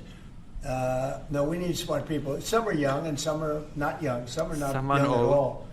But they found great things. Look at the list of things. Maybe I'll do it tomorrow. I'll read off a list of 15 or 20 things that they found inside of the USAID. It has to be corrupt.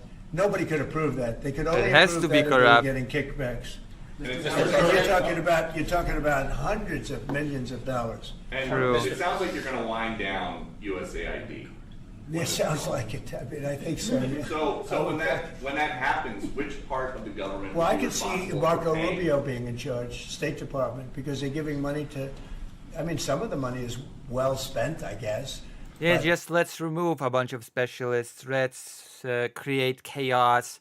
Let's butcher budgets of NGOs all over the world.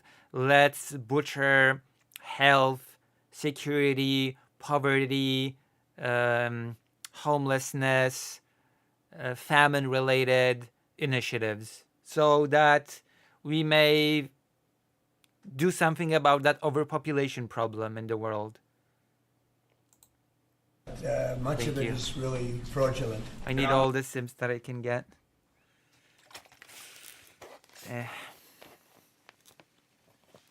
Sad. What a sad state of affairs, isn't it? I just... It's...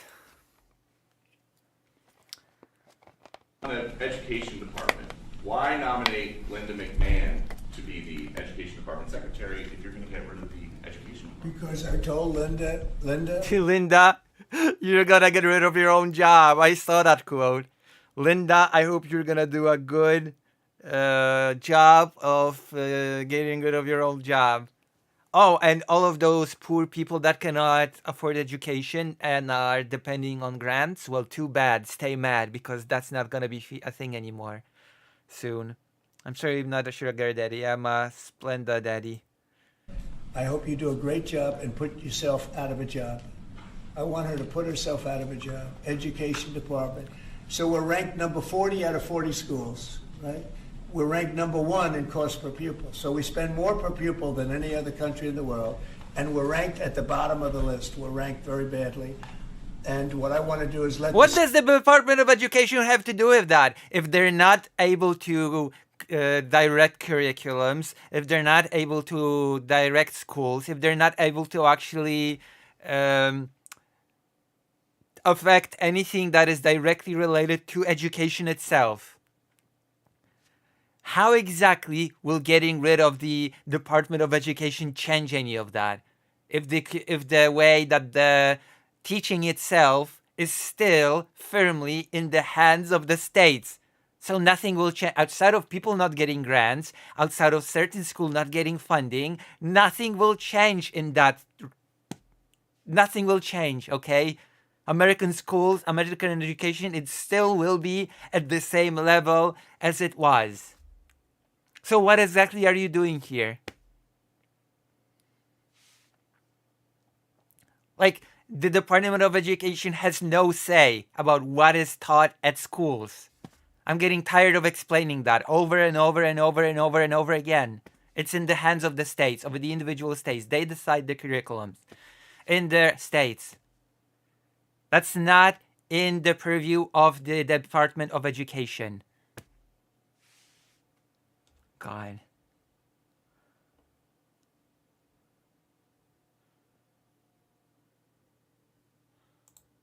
States run schools. I believe strongly in school choice, but in addition to that, I want the states to run schools, and I want Linda to put herself out of a job. Do you think that's something you can do with an executive order, or are you going to ask Congress to do it? I'd like to be able to. Look, if I could give the schools back to Iowa and Idaho and Indiana and all these places that run properly, there's many of them. I think schools are already run by individual states.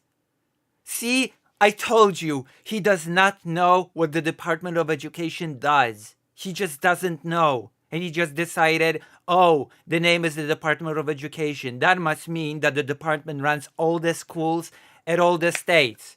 No, it does not. It does not. What you're doing will only deprive people that are poor from getting education, and from certain schools that need funding from getting that funding. That's all. That is all that you will accomplish with this move, with this brilliant, amazing move. So if you look at the list, Denmark, Sweden... Again, he's just demonstrating that he does not know what he is talking about. Live, on air. Believe it or not, China's doing very well on that list. A list of... Believe it or not, countries that are not the United States of America, their departments of education, they do completely different things than that of the United States. The list, the range of what they can and cannot do is completely different. They're incomparable. They are non-comparable institutions. You cannot compare the Ministry of Education of Poland to the Department of Education of the United States, because they're not the same. They're completely different.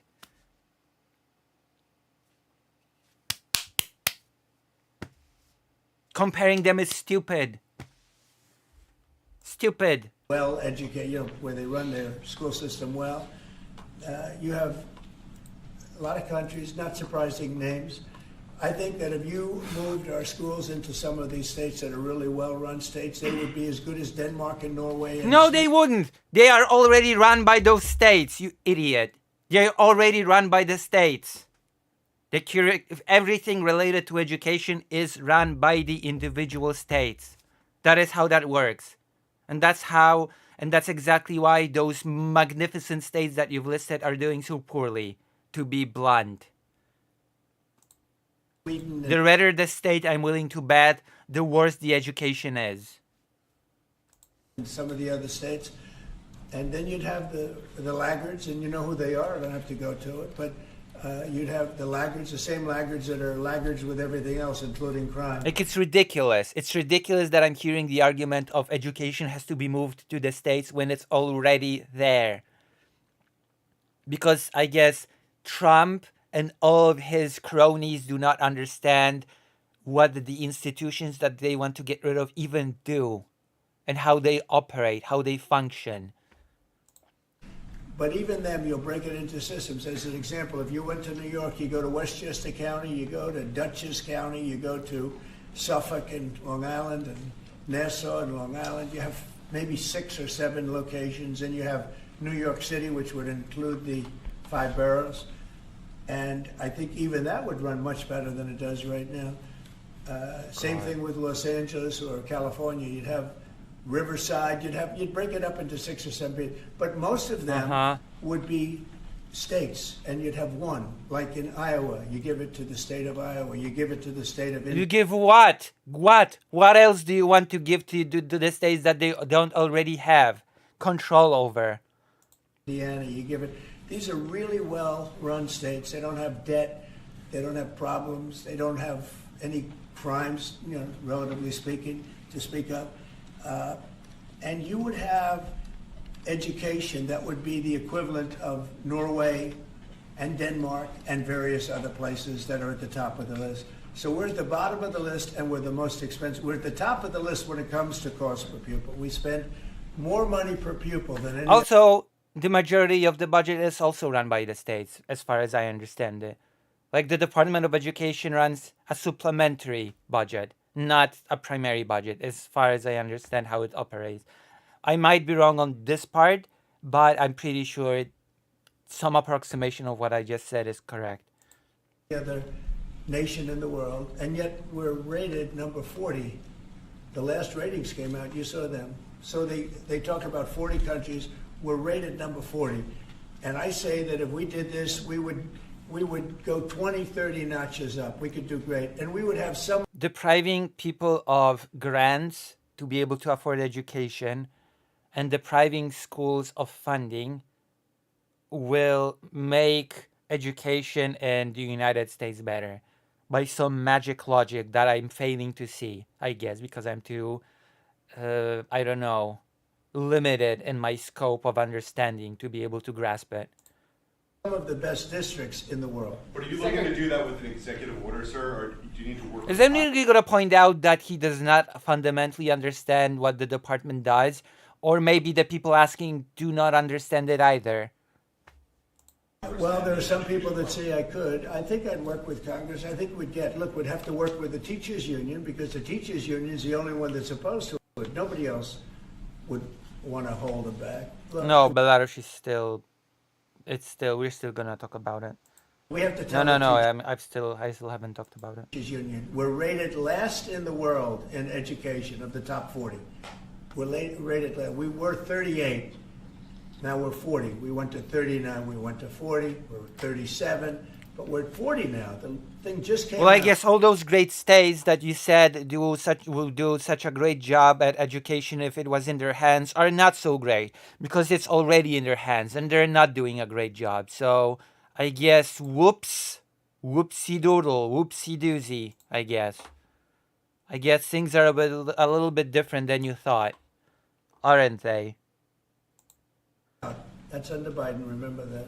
Secretary Rubio announced a deal this week that would allow potentially American citizens who are criminals to be put in a different country. Is that something you're looking to do? No, I didn't know that he announced that yet, but if he did, it's fine, yeah. We have What? Hardened criminals, horrible people. You see them pushing people into subways. The train is coming. We're gonna first we deport the immigrants, then we deport the children who were born in the U.S. and are citizens. We want to get rid of the citizenship from birth, the birthright, and now we just plainly gonna deport citizens. Where are you going to deport the citizens who happen to be criminals? What? To Jordan? Are you going to build them a nice place in Jordan and Egypt and place them there? Is it that they don't have any alternative other than jail right now, but if they did, they'd happily take it and go to Jordan? Is that the thing that we're going with right now? Last week, guy walking around, just sees somebody waiting for the train. Train's coming 40 miles an hour, and he gets pushed into the subway. And that happens all the time. These are sick people. All the time. If we could get them out of our country, we have other countries that would take them. It's no different than a prison system, except it would be. Wait, hold on. Trump fearmongered during this entire campaign about countries taking their prisoners and mental asylum patients and putting them in the U.S., sending them to the U.S., which he never provided any evidence for. But now he is openly saying, actually, I want to take our prisoners and send them to other countries. I want to do the thing that I've been saying other countries did to the United States. Really? That thing that I've been scaring everybody about. Actually, that's what I want to do. Like, this is crazy. I guess no longer citizens. I guess Trump will be deciding. Can he even do that? He cannot do that. Like, I'm just gonna decide now who is and who isn't a U.S. citizen. Less expensive, and it would be a great deterrent. Send them to other countries. If we could go a step further, in other words, then we would also send a mental asylum patients to other countries, right? We're talking about getting the criminals out of our country that come in through other countries illegally, right? The illegal migrants, as I call them. Well, we have people that are just as bad as them in our country. If we could get them out, I'd be very happy.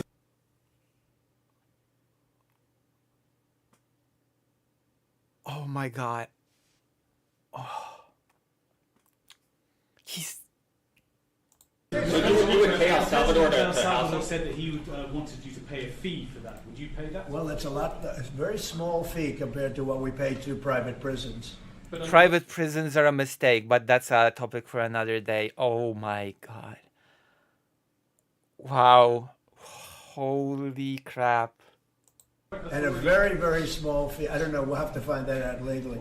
I'm just saying, if we had the legal right to do it, I would do it in a heartbeat. I don't know if we do or not. We're looking at that right now. But we could make deals where we'd get these animals out of our country. And you know, if you take the shooters, the people that hit old ladies in the back of the head with a baseball bat when they're not looking, that walk down the street, the people that you see it, the people that take out a gun and shoot you for no reason at all. If we could get these animals out of our country and put them in a different country under... What the fuck is going on? Supervision of somebody that made a relatively small fee to maintain these people, because you know what? These are criminals. You call them hardened criminals. They've been in jail 40 times. There's one 42 times, and every time the person gets out, it's a he. Every time he gets out, he commits another crime within 24 hours. Why did he feel the need to specify that? It's a he. What is this sudden gendered talk? It's a he every single time. The hardened criminal that is a hardened criminal. The he. Wow. The he-him criminal. And it's a heinous crime. It's a rough crime. A rough crime. We don't want these people in our country either. We don't want them in our country.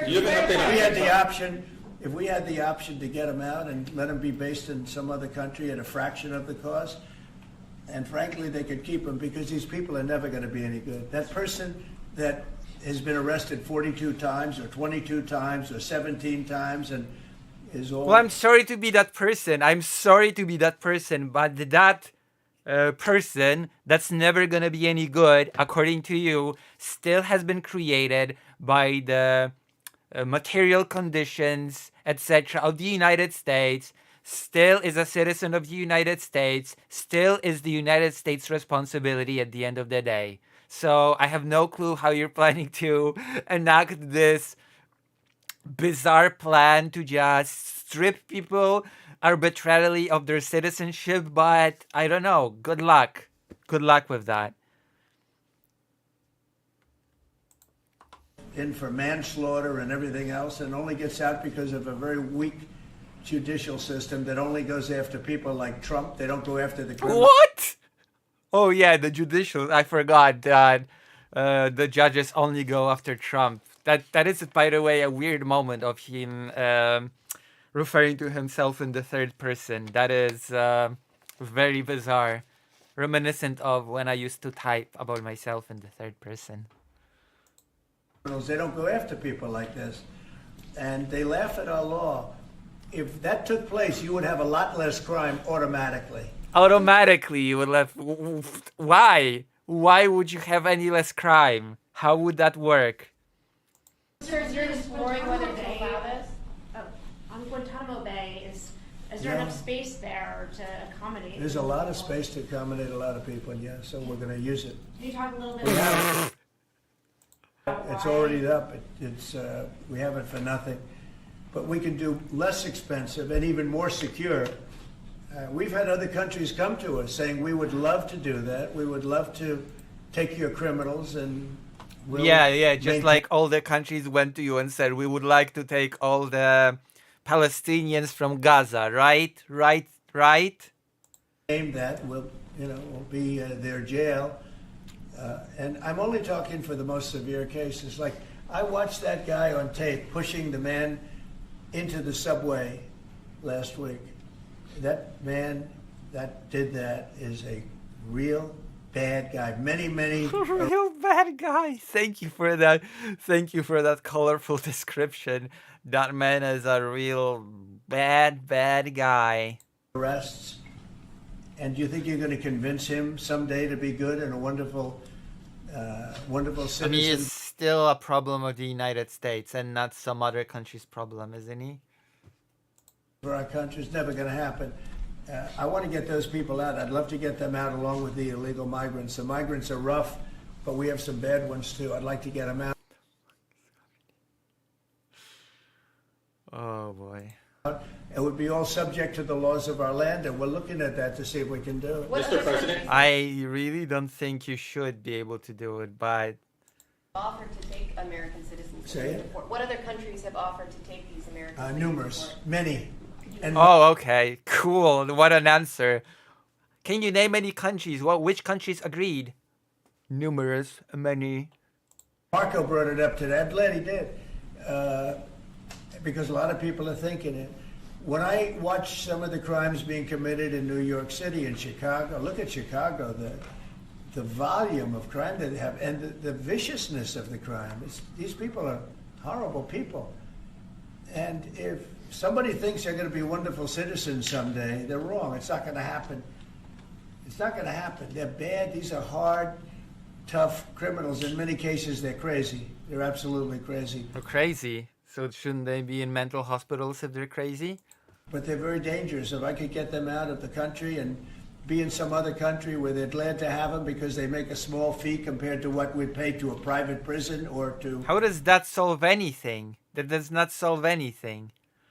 You know, put them in one of our prisons that cost even more money. I think it would be great. I'd love to get them the hell out of our country. Thank you very much, everybody. All right, guys. Thank you, guys. Let's go. Guys, let's go. You're going to win the Super Bowl. Thank you. I don't want to say, but there's a certain quarterback that seems to be a pretty good winner. And just last one, because you mentioned it many times. What do you think about Joe Biden signing on with a talent agency?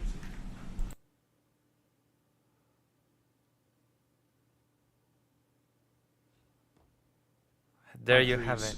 That, as you've expressed previously, is deeply unfair to the United States. Okay, I'm going to be right back. We just went through this. We know that it's not just immigrants, illegal, criminal aliens that are in trouble. It's also the citizens of the United States that are in hot water. So I'm going to be right back with you. It's going to be great. It's wow.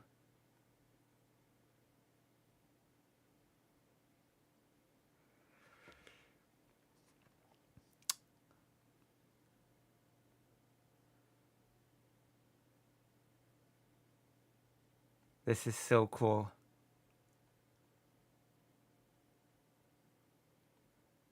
Hold on, I wanna watch this later. It's super kind of unused Star Wars scenes.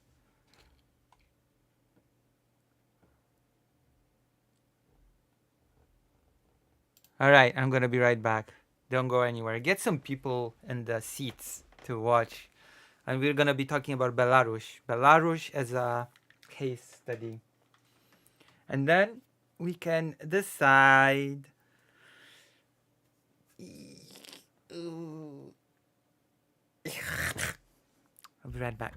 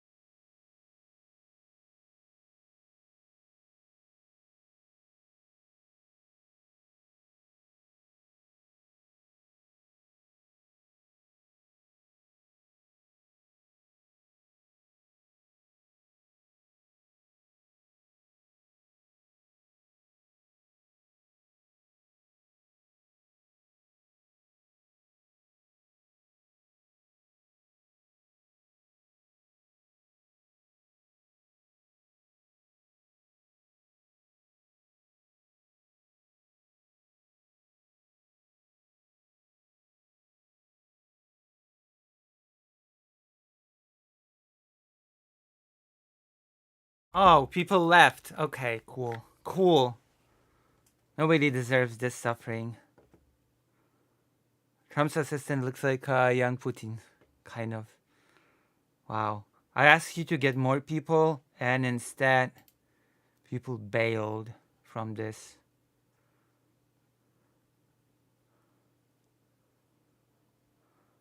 Wow.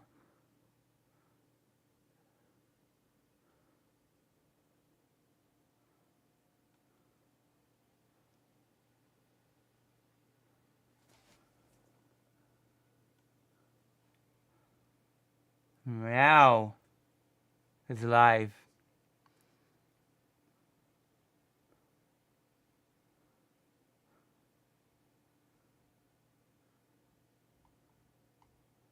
What a crazy world. Wait, hold on. More crazy Trump stuff. Okay. Okay, CNN. You're my source of content tonight. Oh my god. Okay, let's go. World on war. World on the brink of World War III. Okay, let's go. Wow, I cannot do anything that I've planned because I keep seeing new live stuff that crops up. Let's go. Let's go. Years of prior to COVID coming in my administration. It's very unfair. I have so many great friends. One of them is the great one, Wayne Gretzky. I said, run for prime minister. You'll win it'll take 2 seconds. But he said, well, am I going to run for prime minister or governor? You tell me. I said, I don't know. Let's make it governor. Disaster it's amazing the way a true environmentalist would say, oh, we love wind. It sounds good, but that's about where it ends. You know, after 10 years, you have to redo them. Why can't I? And what happens is they don't do Jesus. Of about $200 billion a year, plus other things. They don't essentially have a military. They have a very small military. They rely on our military. It's all fine, but, you know, they got to pay for that. It's very unfair. I have so many great friends. One of them is the great one. This is outrageous. Outrageous. It's unfair. It is unfair. Wayne Gretzky. I said, run for prime minister. You'll win it'll take 2 seconds. But he said, well, am I going to run for prime minister or governor? You tell me. I said, I don't know. Let's make it governor. I like it better. But no, something's going to have to be done. Same thing with Mexico. We have a massive deficit with Mexico, and we help Mexico a lot. They're essentially run by the cartels. And can't let that happen. Mexico's really in trouble, a lot of trouble. Very dangerous place. And we're going to be announcing a future date pretty soon. We're going to change because we do most of the work. Okay, we had 5,000 people in the middle. I said to a general, how did That's 5,000... enough. That's enough. That's enough. Let's do the things that that I've promised all of you. All those live things that are happening.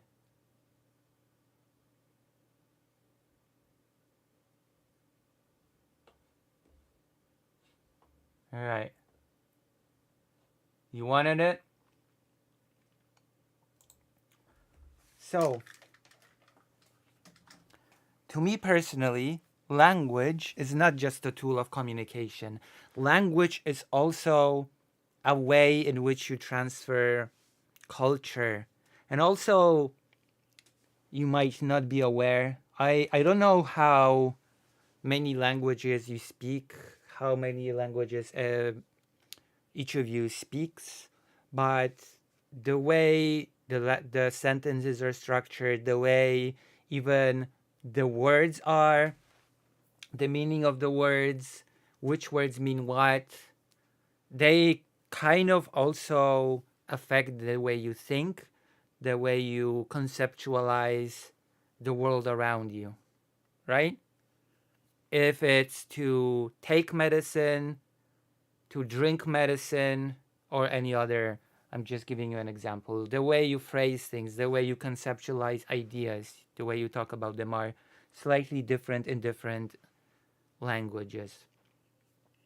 And of course, many countries most countries pride themselves in their national languages, which sort of are considered the big conduits of what makes up an identity of a given nation.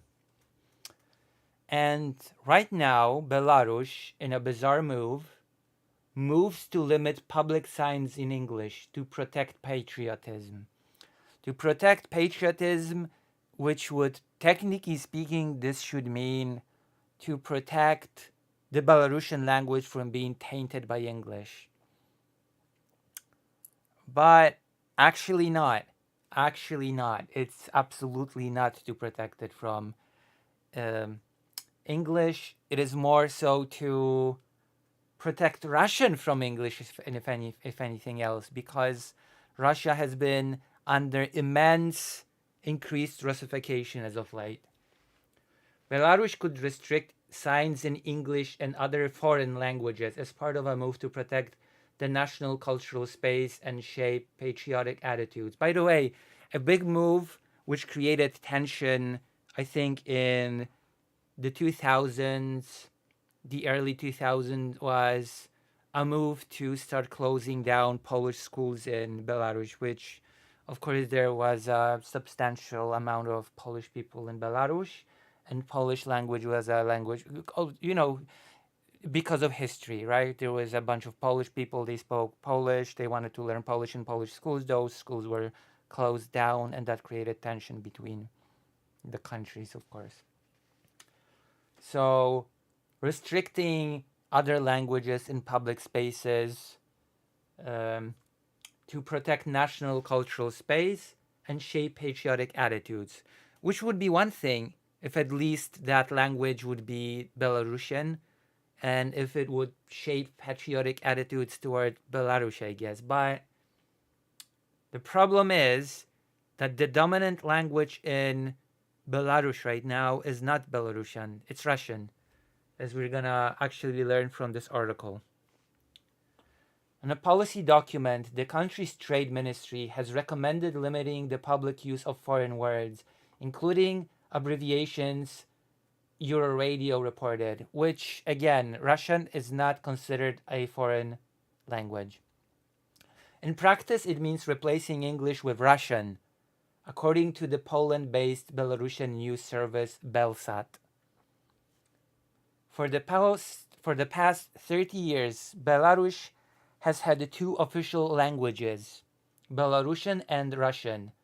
But with the country's Russification, the latter has become increasingly dominant, which basically corresponds with the coming of Lukashenko to power. It was much less so during the brief period of Belarusian independence. It all went to crap basically at the time when he got into power. Advertising restrictions. The recommendation to ban words and terms from non-official languages in the public realm comes from a strategy setting out Belarus cultural development between 2024 and 2026. Language restrictions should be slapped on the names of commercial and service establishments and advertising, including ads intended for placement on signs and vehicles of public transportation, the strategy stated.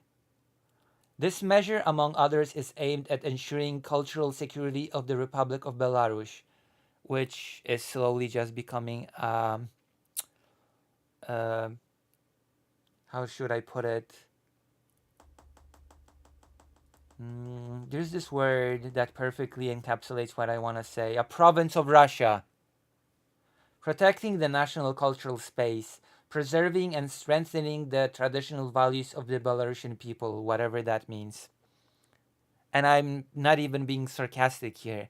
I genuinely don't know what is being meant when by traditional values of the Belarusian people, considering that the integration into Russia is moving apace, as well as countering threats to national security, which the biggest threat to national security of Belarus is Russia and the encroachment of the Russian language. Belarusian in decline, case in point. Russian is the language set to gain from this policy change, reports say. For a brief period of post-independence in the early 1990s, Belarusian was the country's only official tongue. But upon taking power in 1994, President Alexander Lukashenko made Russian co-official, which, by the way, there were people in the east of Ukraine that demanded that as well. That's basically what I'm saying, that if the Euromaidan had not went how it went, if everything went according to Putin's plan, then we would have seen the exact same trajectory in Ukraine as we are seeing in Belarus.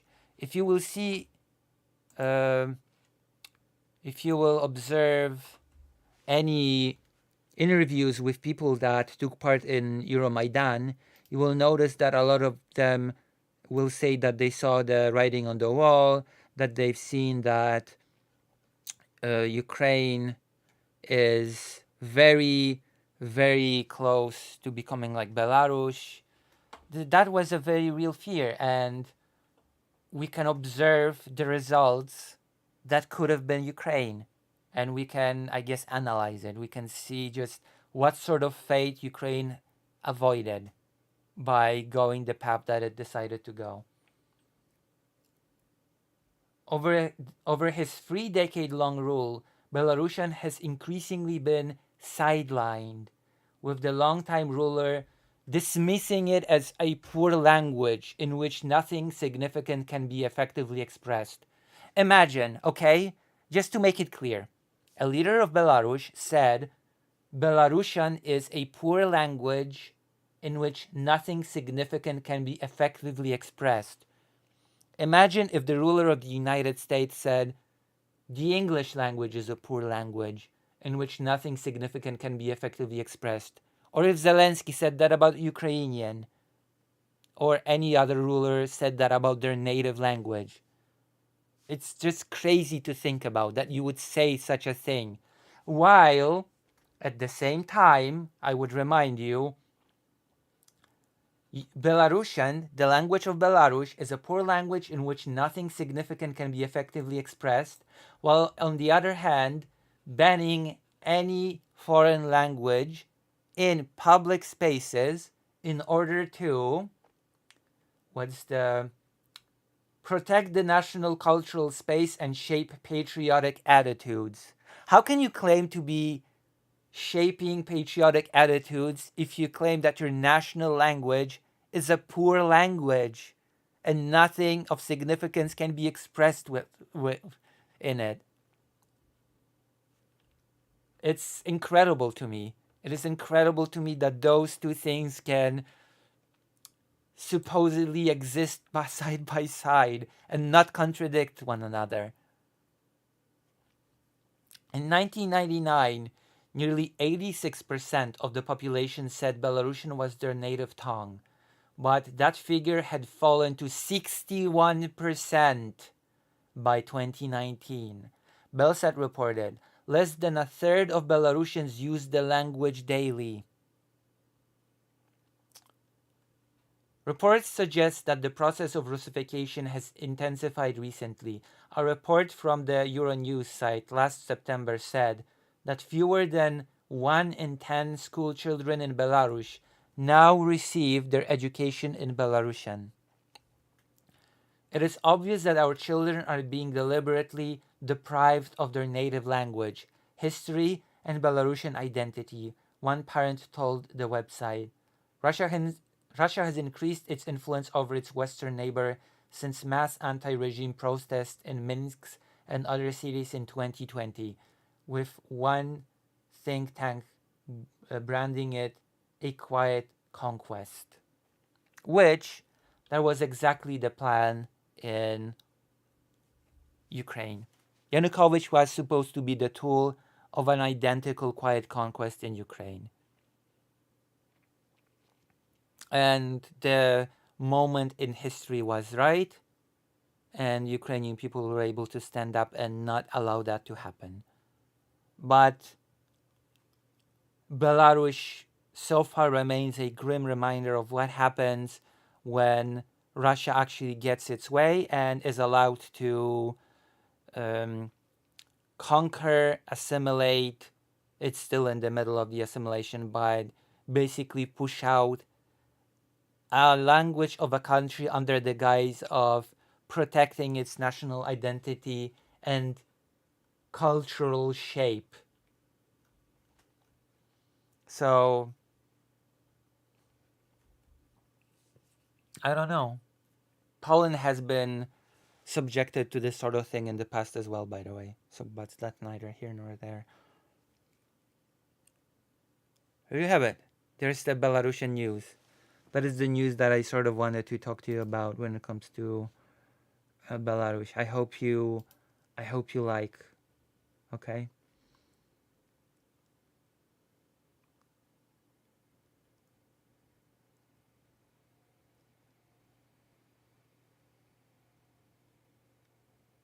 Let me see.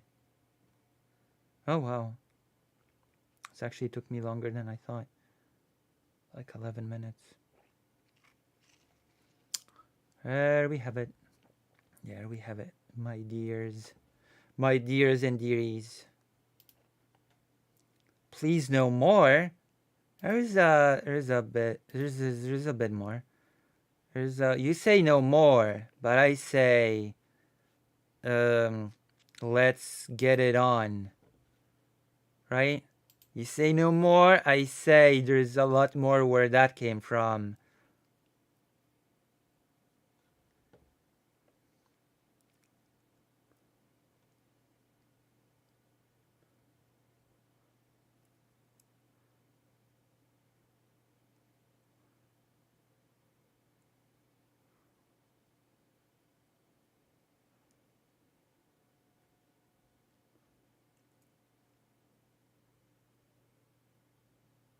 Huh. So yeah.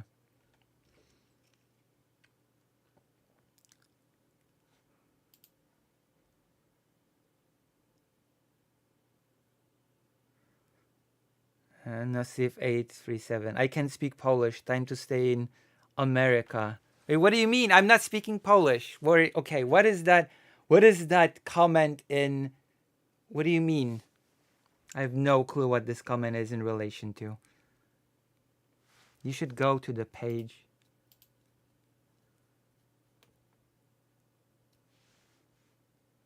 Oh my God.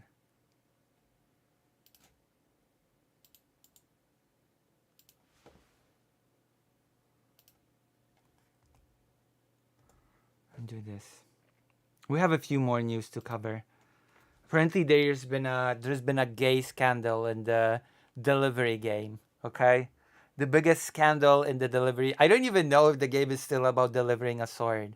I know that was the plot of the first game, and it just felt like a game about a guy that has to deliver a sword to his boss or whatever.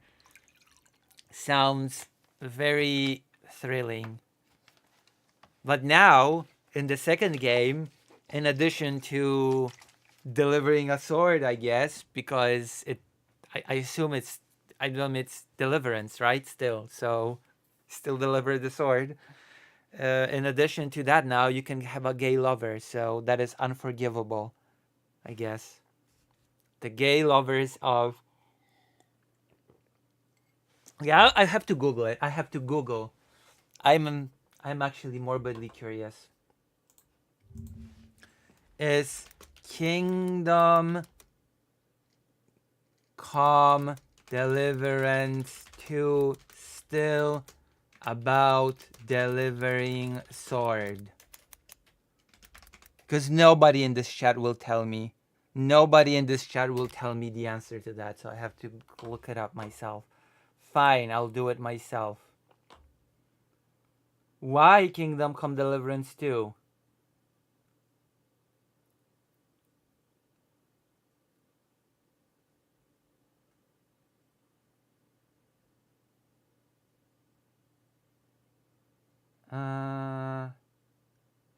So is it still about delivering a sword? Can anybody tell me?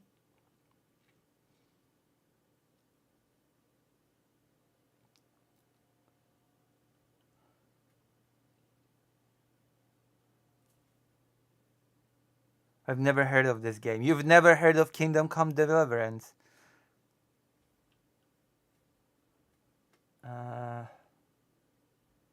Is it still? Review. I want to know what the story is. Is it about delivering a sword?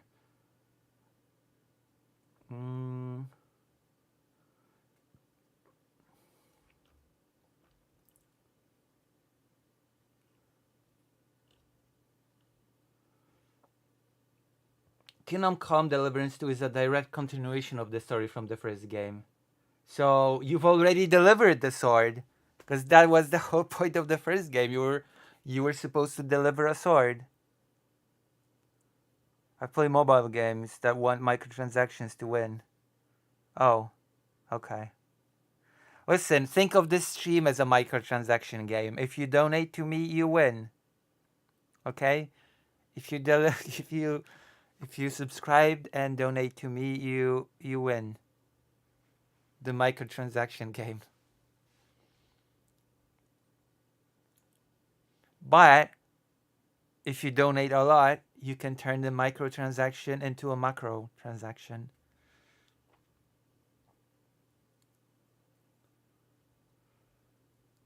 Okay, I want to see. So it's not about delivering a sword anymore. So right off the bat, this game has disappointed me. Okay, because I thought I'd be delivering a sword once again. Okay, Kingdom Come Deliverance Gay Scandal. Kingdom of Thunder Visit developer breaks silence. Over what? Over the gayness of the game?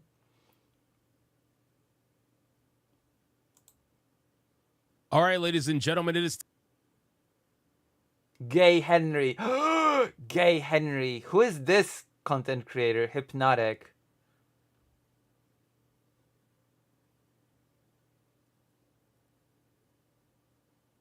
Oh my god. I love this comment. This is the best comment in the history of the internet. Oh my goodness. Okay, prepare for this comment because I am loving it already. Alright. Henry isn't gay because there's a gay character that you can romance in the game. Henry isn't gay, so giving players the option to make him gay is just pandering to the modern audience for no reason. Major L. What the fuck? What the hell? Oh my god. This character that's gay is clearly not gay, so turning him gay through the choices in the game is just pandering. I wonder what the responses to this are. What is happening? The fanboys won't engage or debunk that point. I guess they really wanted IGN 10 out of 10. It also makes multiple other NPCs gay, which is totally common in the Middle Ages. Sure. Do people think gay people did not exist in the Middle Ages? I've no desire to buy the game anyway, since it's a first person, just like a certain Cyberpunk 2077.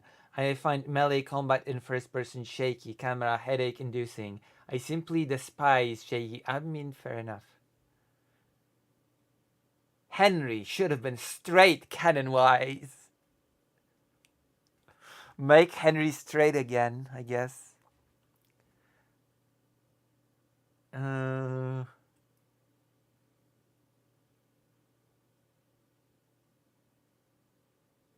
Teresa is the first game I went through all her quests and made Henry promise to marry her. Aww.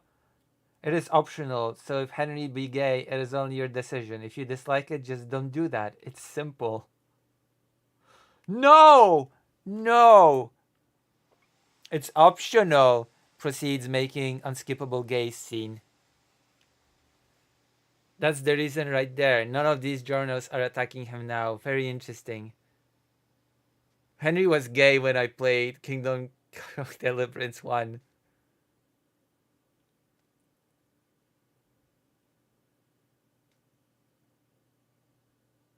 Okay. I wonder what this creator's politics are. Let's watch, I guess. Let's...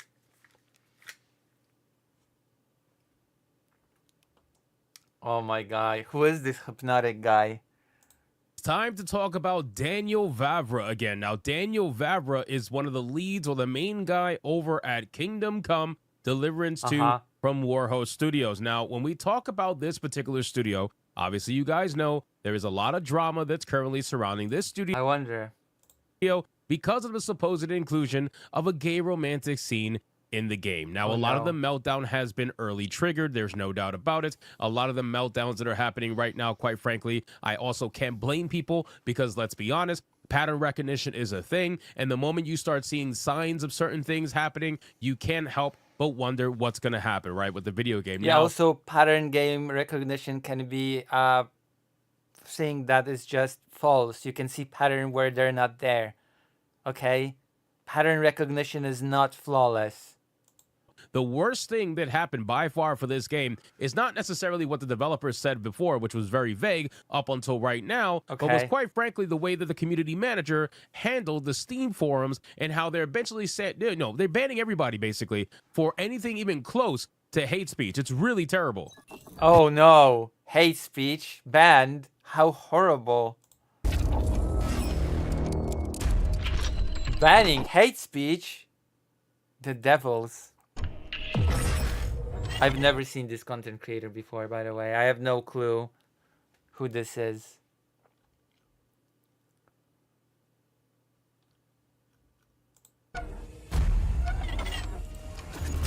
What an intro.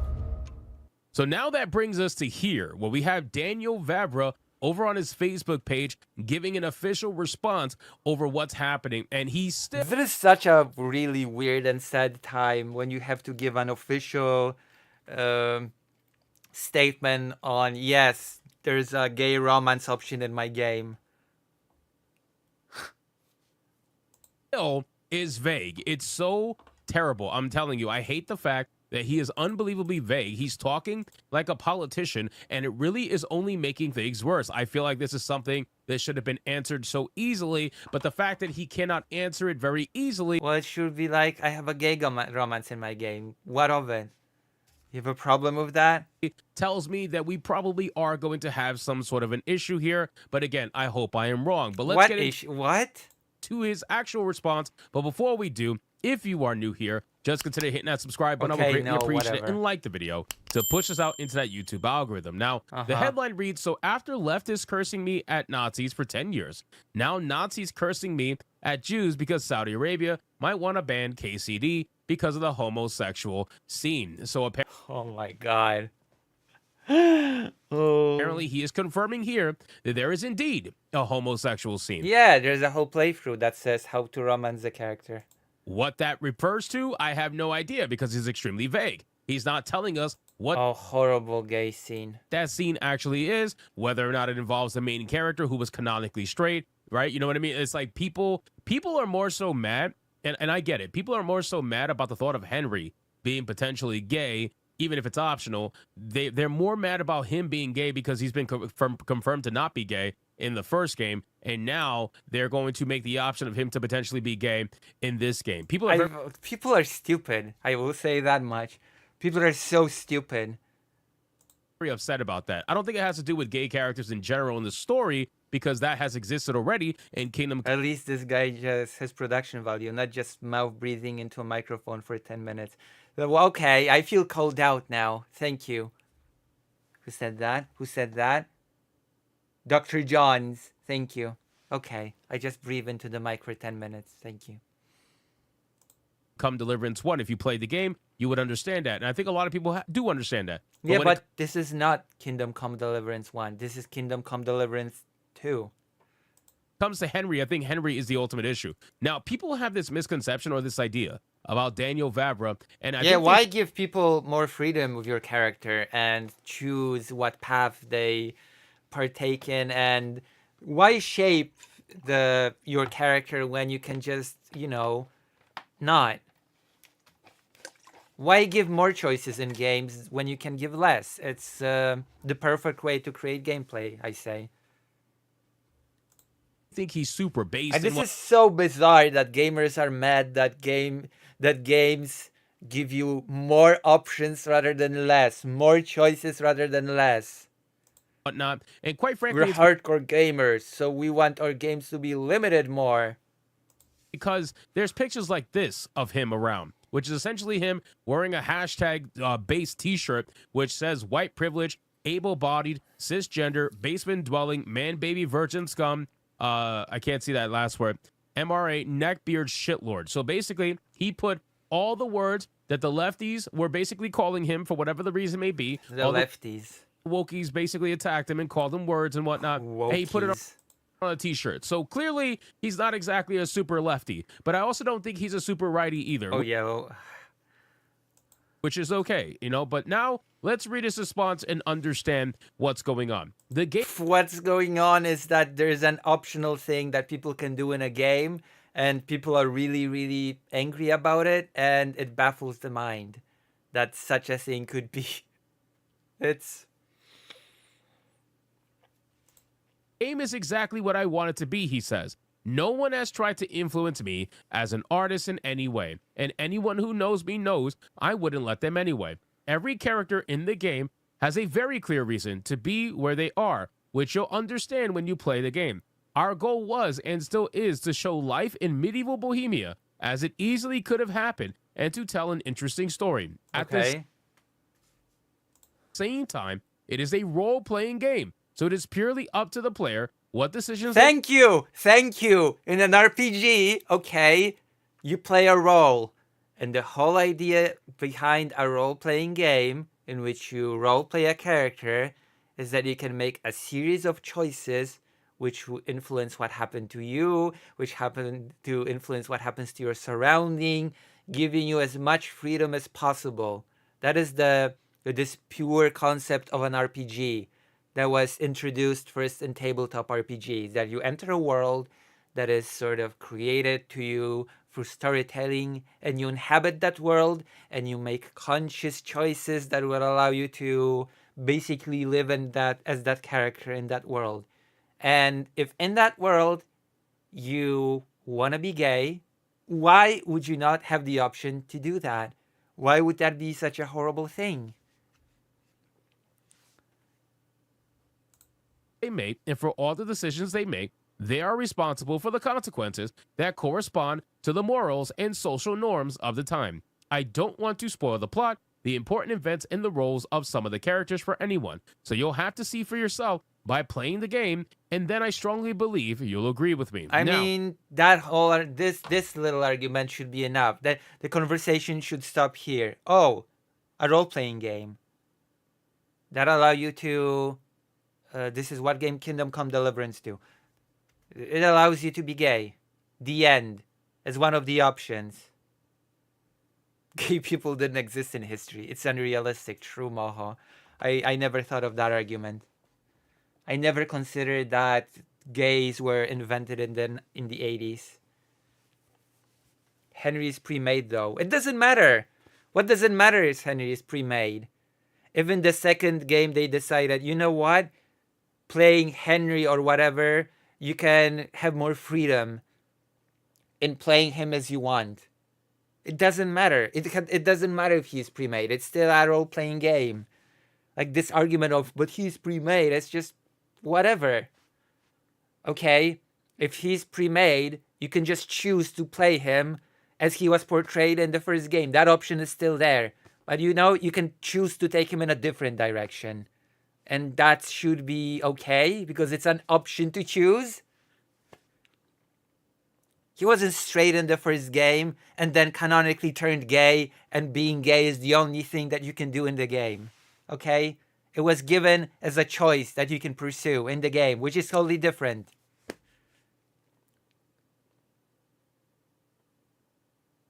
You control the buttons you press. Sometimes I do.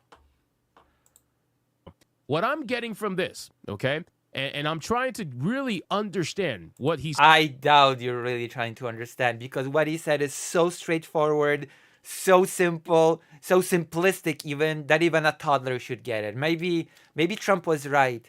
The education in the U.S. is in dire straits. If you read this and you're struggling to understand what it says, okay?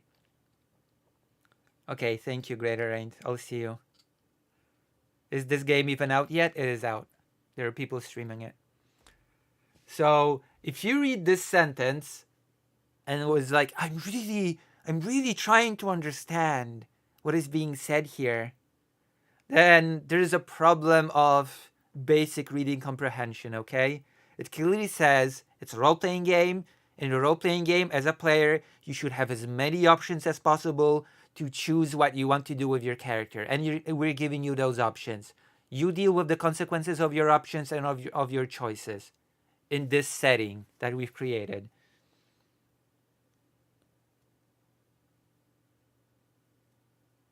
I don't know if they get carried over. Maybe if you have a save or something. I don't know much about this game. But it shouldn't matter. This isn't a Telltale game where half of the decisions don't matter. True. Saying here, because the motherfucker wants to be vague for whatever reason, and it's very annoying. But what? Oh my God! Jesus Christ! The state of the American reading comprehension is depressing me. It is depressing me in this video. So I guess this is also a case study of just how literacy functions. From what I'm understanding here, most of the information and the important info is in the third paragraph. If you read the third paragraph about him... Okay, let's go. Let's interpret the third paragraph. Talking about a role-playing game. That tells me, the fact that he put it in all caps... Okay, yes. Go on. Give me your interpretation. Give me your analysis. Confirms that there is going to be options for gay relationships in the game for the main character. So for those... Okay, yes. Congratulations. You have understood the most basic meaning of this very straightforward sentence. Yes. Those of you who are angry over Henry potentially being gay now or having the ability to be gay, that's what it seems like is going to happen. Okay? Okay. Okay. That's number one. Number two. Wow. We really need to dive in deep to understand this from this cryptic sentence.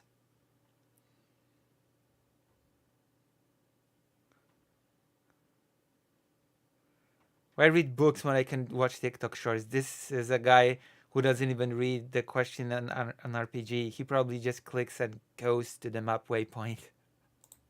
If you look, it says that even though you might make those decisions, you are going to deal with the consequences that correspond to the morals and the social norms of the time. So I find it interesting. Even if you are going to be gay, right, as the main character, if you want to go down that route of being gay, that means that you're going to have Why is this such a big deal? Why is this such a big deal? I just cannot fathom it. Why is this such a big gay issue that you can choose to have a homosexual relationship in a game as an option, a total option?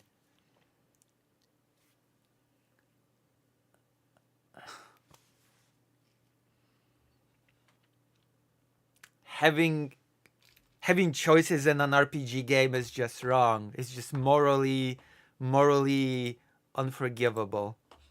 It's just bad.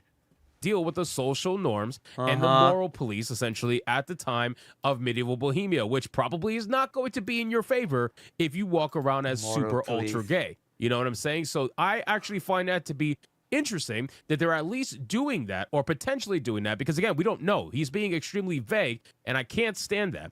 Number two, overall, it seems like he's very focused on trying to bring actual medieval Bohemia to life. Now, a lot of people are talking about the black character that's in the game that's been screenshotted and going. Oh my God. Black people did not exist in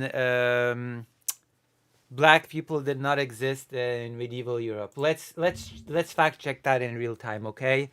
Black people in medieval Europe. Okay? Oh crap. Oh no. Oh damn. 8 stunning images of black people in medieval Europe. Oh wow. Medieval times are without question one of the most recognizable periods in human history. Old England instantly comes to blah blah blah blah. We see the images as clearly as crystals, yet there is something of which many of us are blindly unaware. There were black people in medieval Europe. Think of the last time you watched a period movie set in England during the Middle Ages. Most likely people of color were noticeably absent, but like the unseen 92% of the iceberg that lies below the ocean's water, there was more diversity in medieval Europe than meets the eye. Black musicians in Portuguese painting of the engagement of Saint Ursula and Prince Etherius, 1520. Uh-oh. Uh-oh. Contrary to popular belief, there were black people and other forms around the world seen in every corner and nook of society. Uh-oh. Uh-oh. Oh no. Oh crap. I think I've demonstrated the point, okay? Around like crazy when they're... Okay, when does Kingdom Come Deliverance take place? Oh no, 1350. There you go. Clearly wasn't any real black people over at medieval Bohemia, but...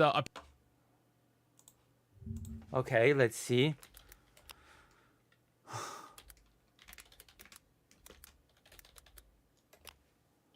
Bohemia.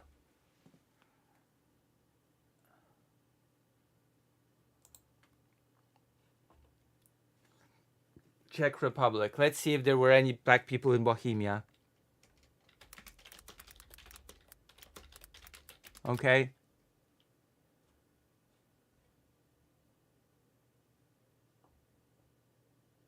Let me see.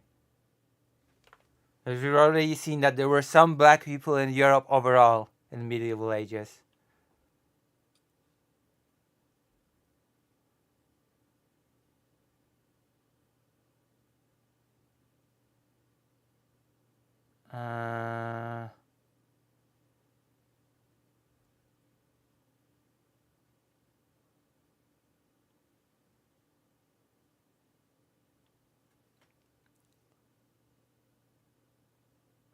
Homophobia and racism working together, didn't see this coming. Well, you know.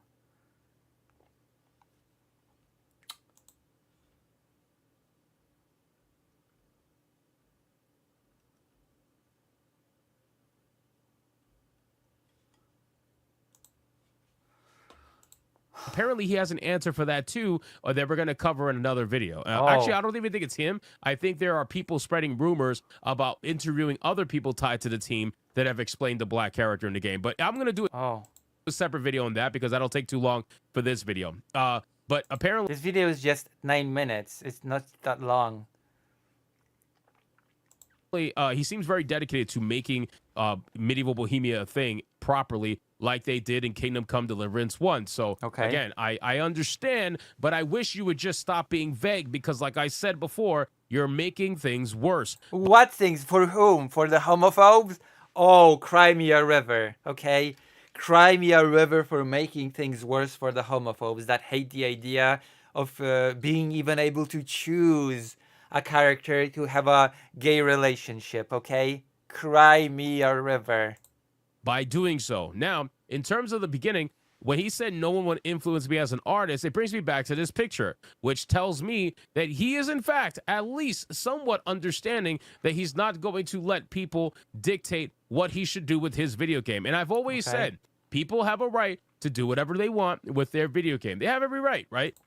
Until I don't like it. Then it becomes something a little bit different. I have more of an issue with co-opting wokeness in Oh, there we go. There we go. There we go. Established IPs that weren't woke. That's my There we go. I have no idea if artists doing whatever they want with their video games until it's something that I don't like. Then it becomes something completely different. There we have it. Without fail, as usual, right on time. Okay? Right on time. I knew it. I knew this was coming from a mile away. Big issue. And that's the fear that a lot of people have here because they didn't. The co-option of wokeness when you have a path that is as straight as an arrow through the game, but the game dared to put in an option, a choice to allow the character to have a homosexual relationship. No, that's just the game being co-opted by wokeness, isn't it? That's just, oof. How dare you? How can you do this? How can you do this? It's always kind of weird to me that people think it's believable romance will have like tigers and stuff in their colosseums. Come Deliverance 1 to be woke, and now all the rumors and all the shit that's happening right now and the storm that's going around this video game, it's making people feel like it might be, and that's going to turn off a lot of people. I know a lot of this is so stupid. This is ridiculously stupid. Like the character is not even openly just gay. The character's main thing isn't being gay. It's not a set in stone thing that the character is gay. It's not a thing that everybody has to play through, the character being gay. No, it's a choice that a person can make if they go out of their way and grow for a specific series of actions that they have to consciously take to take the character on that path. It's completely optional for those who choose it. That's making the game co-opted by wokeness now. Content creators have canceled their pre-orders already because they're in the wait and see mode. And like, honestly, this is just ridiculous. Like, oh, I'm in the wait and see mode as a homophobe. I can't blame them. I can't blame them because you're being very vague. You're not saying because you're an idiot or just a, I don't know, thing. Unfortunately, as much as we try to defend you, we understand that you're probably going to have a very good game on your hands. It's still like it's very yeah, trying to defend you. Very difficult. Just come out. Why is it very difficult? Jesus Christ Almighty, this is ridiculous. How old is 2 weeks ago video? And tell people what's going on. You don't have to spoil anything. Just tell people what's going on. So people are going to say, well, he basically confirms it here. You know, how he says that there is going to be a gay scene in the game. If you look up... oh my God. He should make a whole dedicated, very specific statement about this nothing burger issue.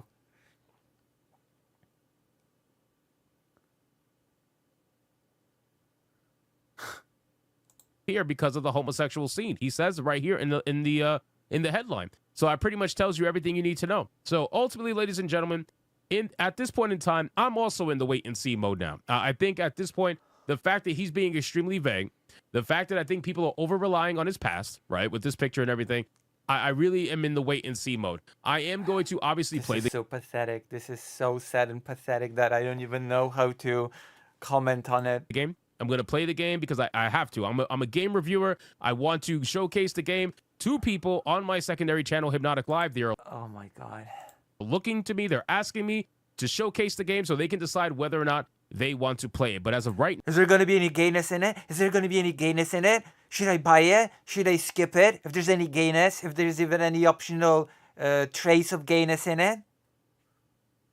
What a sad existence to lead. Now, if I was just a regular consumer, I would also be in the wait and see mode. You'd also be in the...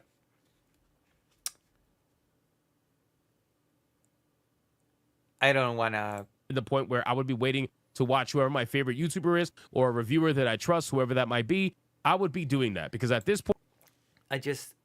all I can say here to be family friendly is that this is just pathetic. This is pathetic behavior, okay?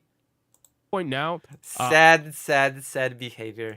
I think we have enough information to cause, the red flags of concern. The red flags of concern. A game having an optional possibility of having a gay relationship is a big red flag. We're in the wait and see mode. This point, which I'm hoping still is wrong. That's what I'm truly hoping for, because I love the first game. Kingdom Come Deliverance 2 was an incredible fucking RPG, and I'm hoping the second game is everything like that and more. So, well, you don't want it to be more, because something that is more of an RPG has more choices for you to make. And you don't want more choices. So, you don't want it to be more, actually. Anyway, guys, thank you so much for watching this video. Hope you did enjoy it. If you did, consider leaving me a subscribe. I will greatly appreciate it. Don't forget to like the video, comment. This is... Okay. Tell me how the character was canonically straight exactly. Is it because he had sex with women in the first game? I got news for you, weird-ass chuds. Gay people sometimes have straight sex. Also, bisexual people exist. I know this blows your tiny weird-ass minds, but it's true.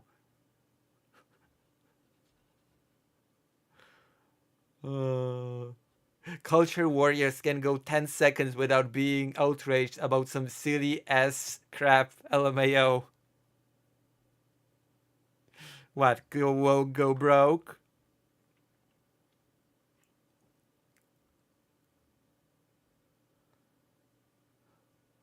Henry isn't gay. He can't like men. He likes women. It's canon.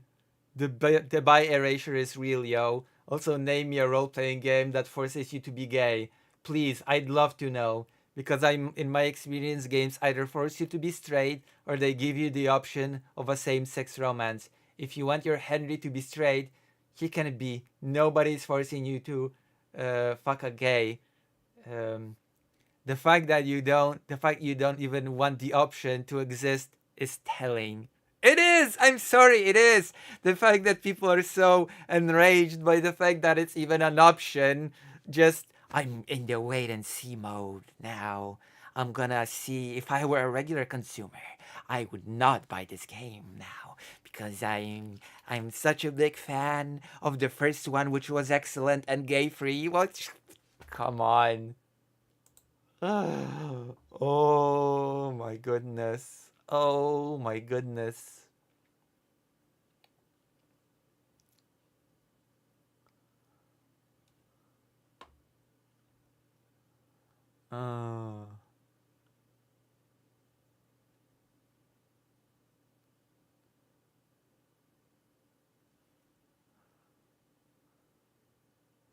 I can't believe this. I can't believe this is happening. Even the option of being gay, even the slightest trace, a sniff of gayness. Hello, fake Alec Cal Parker. We're talking about gayness in a video game. Unforgivable crime of being able to romance a man as a man in a video game. Unforgivable crimes.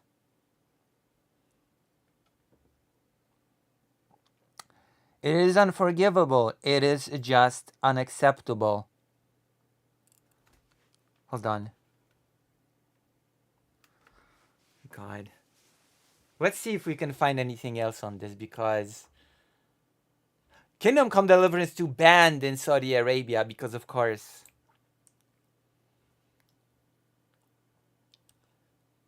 due to unskippable LGBTQ scene that you have to unlock, and it's optional.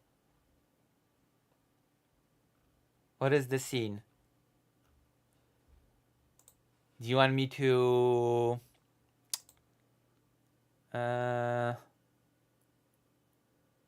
Saudi Arabia banned this game. Let's drink to Henry. He gets the job done. Saudi Arabia banned this woke gay scene in Kingdom Deliverance. Early access news. Okay, I want to see that scene. Are you yanking my pizzle?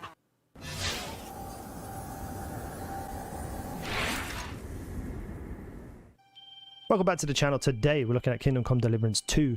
I've had this game early access. I've played about 45 hours. I'm past the midpoint of the game, and I wanted to talk about the controversy of a gay sex scene in this game and all the DEI that they're forcing on you. But I'm also going to show you a whole bunch of fun clips that have happened to me during my gameplay. Okay, I want to see the game scene, if it's possible to see any of it. Kingdom Come Deliverance 2 makes main character gay.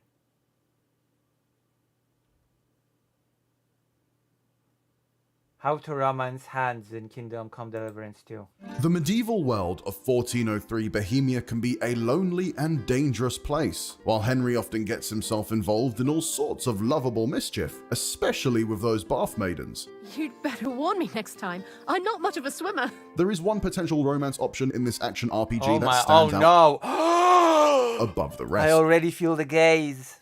Lord Hans Capon. Due to the numerous flexible dialogue options in KCD2, we will only detail the choices we made to pursue this long-awaited love affair. Naturally, there will be spoilers ahead. Consider yourself warned. No! I want to see the scene. Glad you're here. I needed to catch a breath of fresh air. I've had it up to here with that Chamberlain Stuffenberg or whatever the bastard's name is. Where's the scene? Show me the scene. Aye. Whenever I see him, I feel like giving... Gelhardt saw how valiantly the Black Knight had fought and decided to surrender alongside his entire army. Miss you. Aww. I mean, you. I mean, disgusting. I'm in wait and see mode now. Well, it's too late. It's already out. So I'm not getting this game ever. I wanted to get this game. I was going to get this game. I was going to play it. I was going to 100% it. But now, ugh. Oh, everything will be all right. Ugh. I'll bring reinforcements.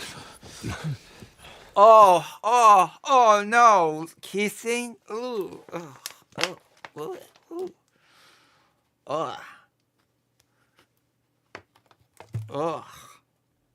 I'm so. They're kissing and they're men.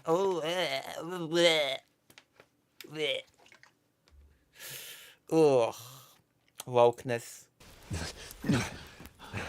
How dare you infect me with your wokeness? Leave me alone. Get away from me, you woke moralist.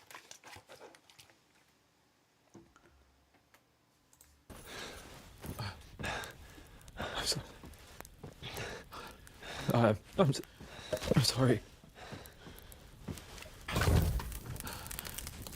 I just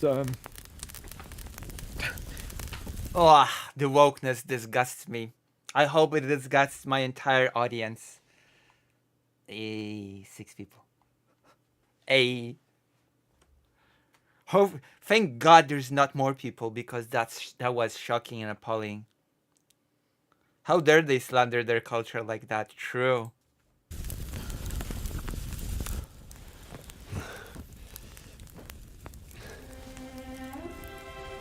Ooh. Oh. Well, damn.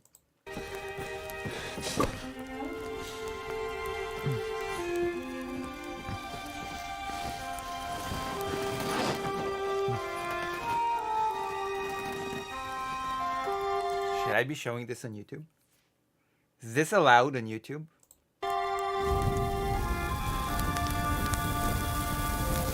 That's kind of romantic. I was like, you're sorry, I'm just gonna lock the door. Oh wait, hold on. Okay, I don't know. This is risky to show on YouTube. Although this is a YouTube video, so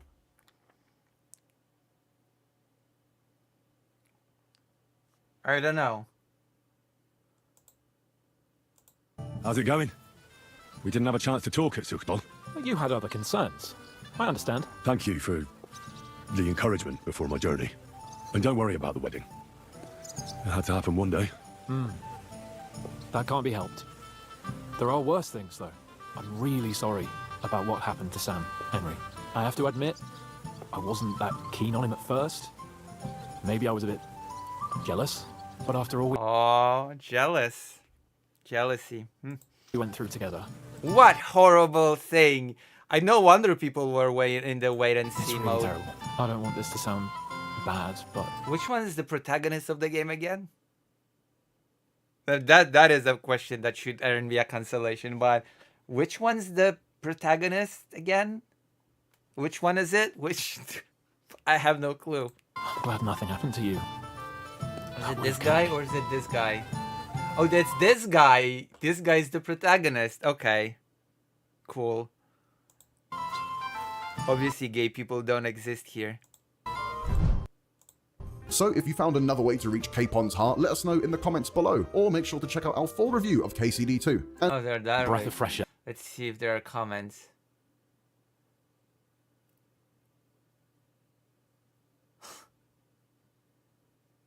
There you go. The leakers were right, lol. It's an open world RPG built around the fact you can make your own decisions. This scenario is not unavoidable. In fact, you have to go for it very consistently, which means it's going to be hidden from to most of players.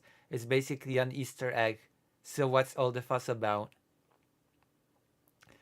In the first game, he's a womanizer. He's always looking for ways to woo women. Henry is straight in game and was confirmed by the dev. It's not, oh, it's just optional. It really makes these two characters bi, who are already established characters. Also, if this game is historically accurate, which I doubt at this point, there should be an option to report Hans to the church. What the fuck? Oh my god, people are so weird. There should be an extra option to be extra homophobic, if anything.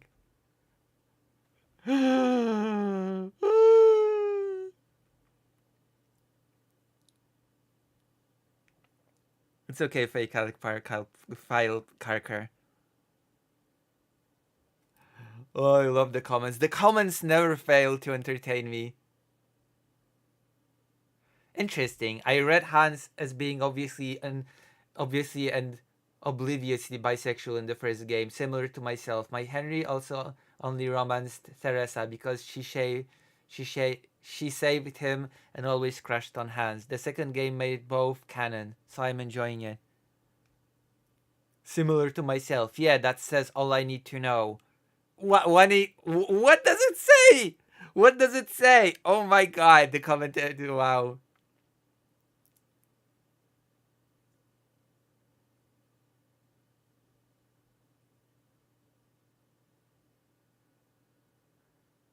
Henry can literally be branded a criminal for murder. That's an option as well.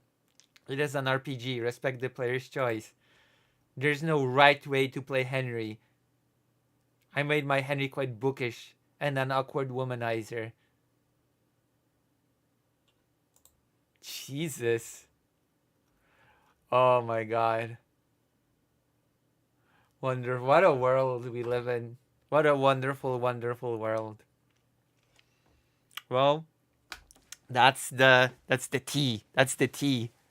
There's gayness in this game, so stay clear. Stay clear of the wokeness. Be careful of the woke mind virus. That's out there to get you. Speaking of which, speaking of woke mind virus, I'm gonna show you one last thing before we finish up. Okay. I'm gonna show you one more thing. Gays. Well, I've seen this awful, awful scene. Where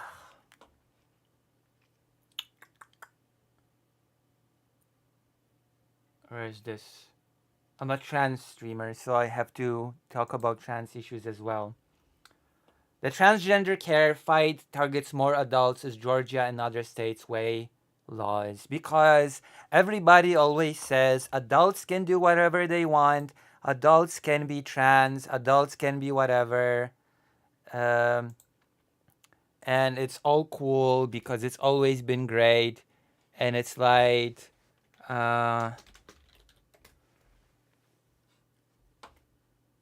we're only wanting to protect them kids from the transness because kids cannot consent because they're property of their parents, obviously. So they should wait until they're 57 before they start transitioning or what have you. And kids be kids and all that crap, right?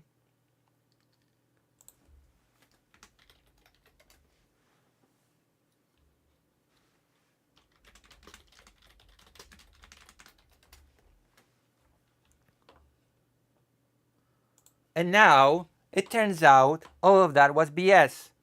Because now, well, we've learned that all of that was BS when it so just happens that via executive order, the only correct documents you can have as a trans person is the ones that correspond to your sex assigned at birth. So people are having problems with their passports now. But now trans healthcare is targeting adults increasingly. So pretty soon, adult trans people might increasingly have trouble transitioning. That might be a thing, okay? That might be increasingly a thing that will happen. Okay?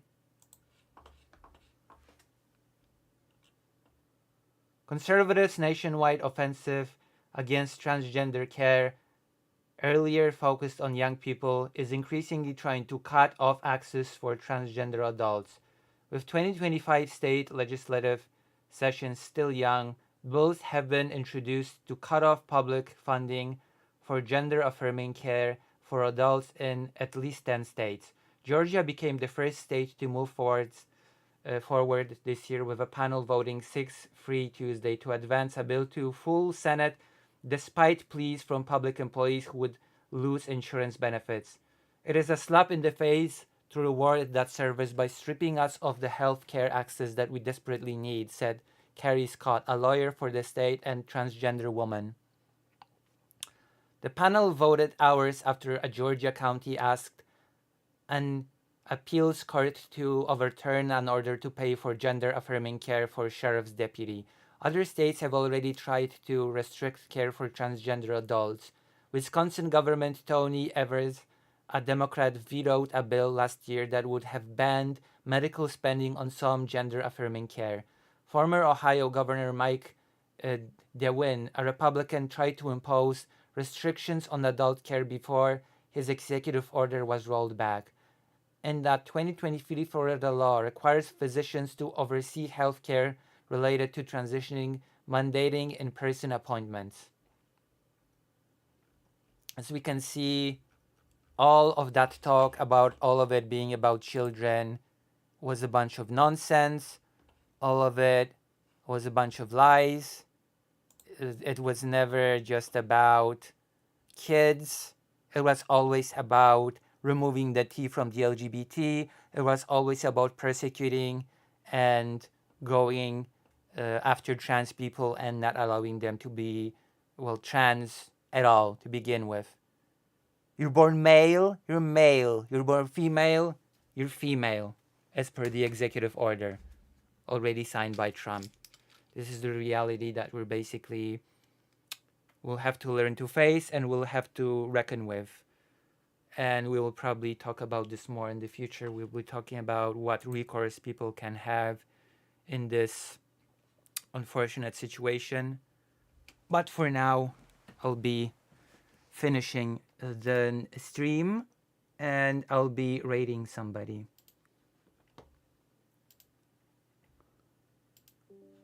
Oh.